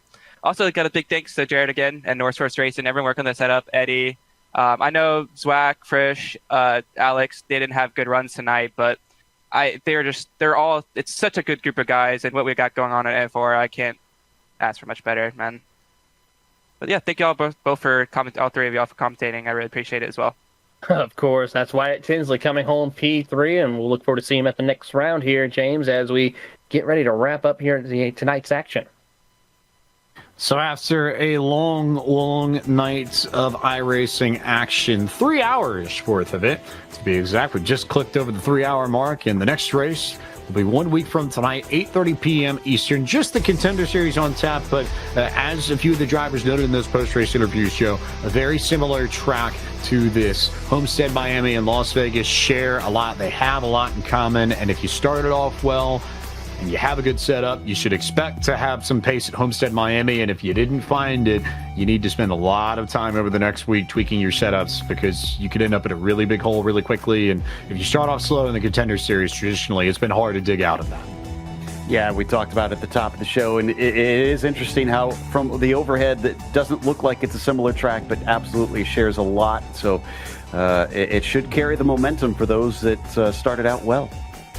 So that's the next race for the Contender Series. Meanwhile, for the College Series, Taylor Burris, Kansas Speedway in the vehicles of the NASCAR Xfinity Series. The time attack opens up 1 week from tonight, October 15th, runs all the way through October 24th, and then from that Thursday, you've got 5 days until you get back at it. October 29th, final Tuesday night of the month, will be when round 3 for the eNASCAR College iRacing Series 2024-25 takes place in the nation's heartland. It's going to be an exciting one, Kansas. We've seen home to the closest finish in NASCAR history, as drivers will do battle across all the major colleges competing in the College Series, and looking forward to seeing if we can maybe have ourselves another close and exciting finish here with the Xfinity cars in a couple of weeks' time.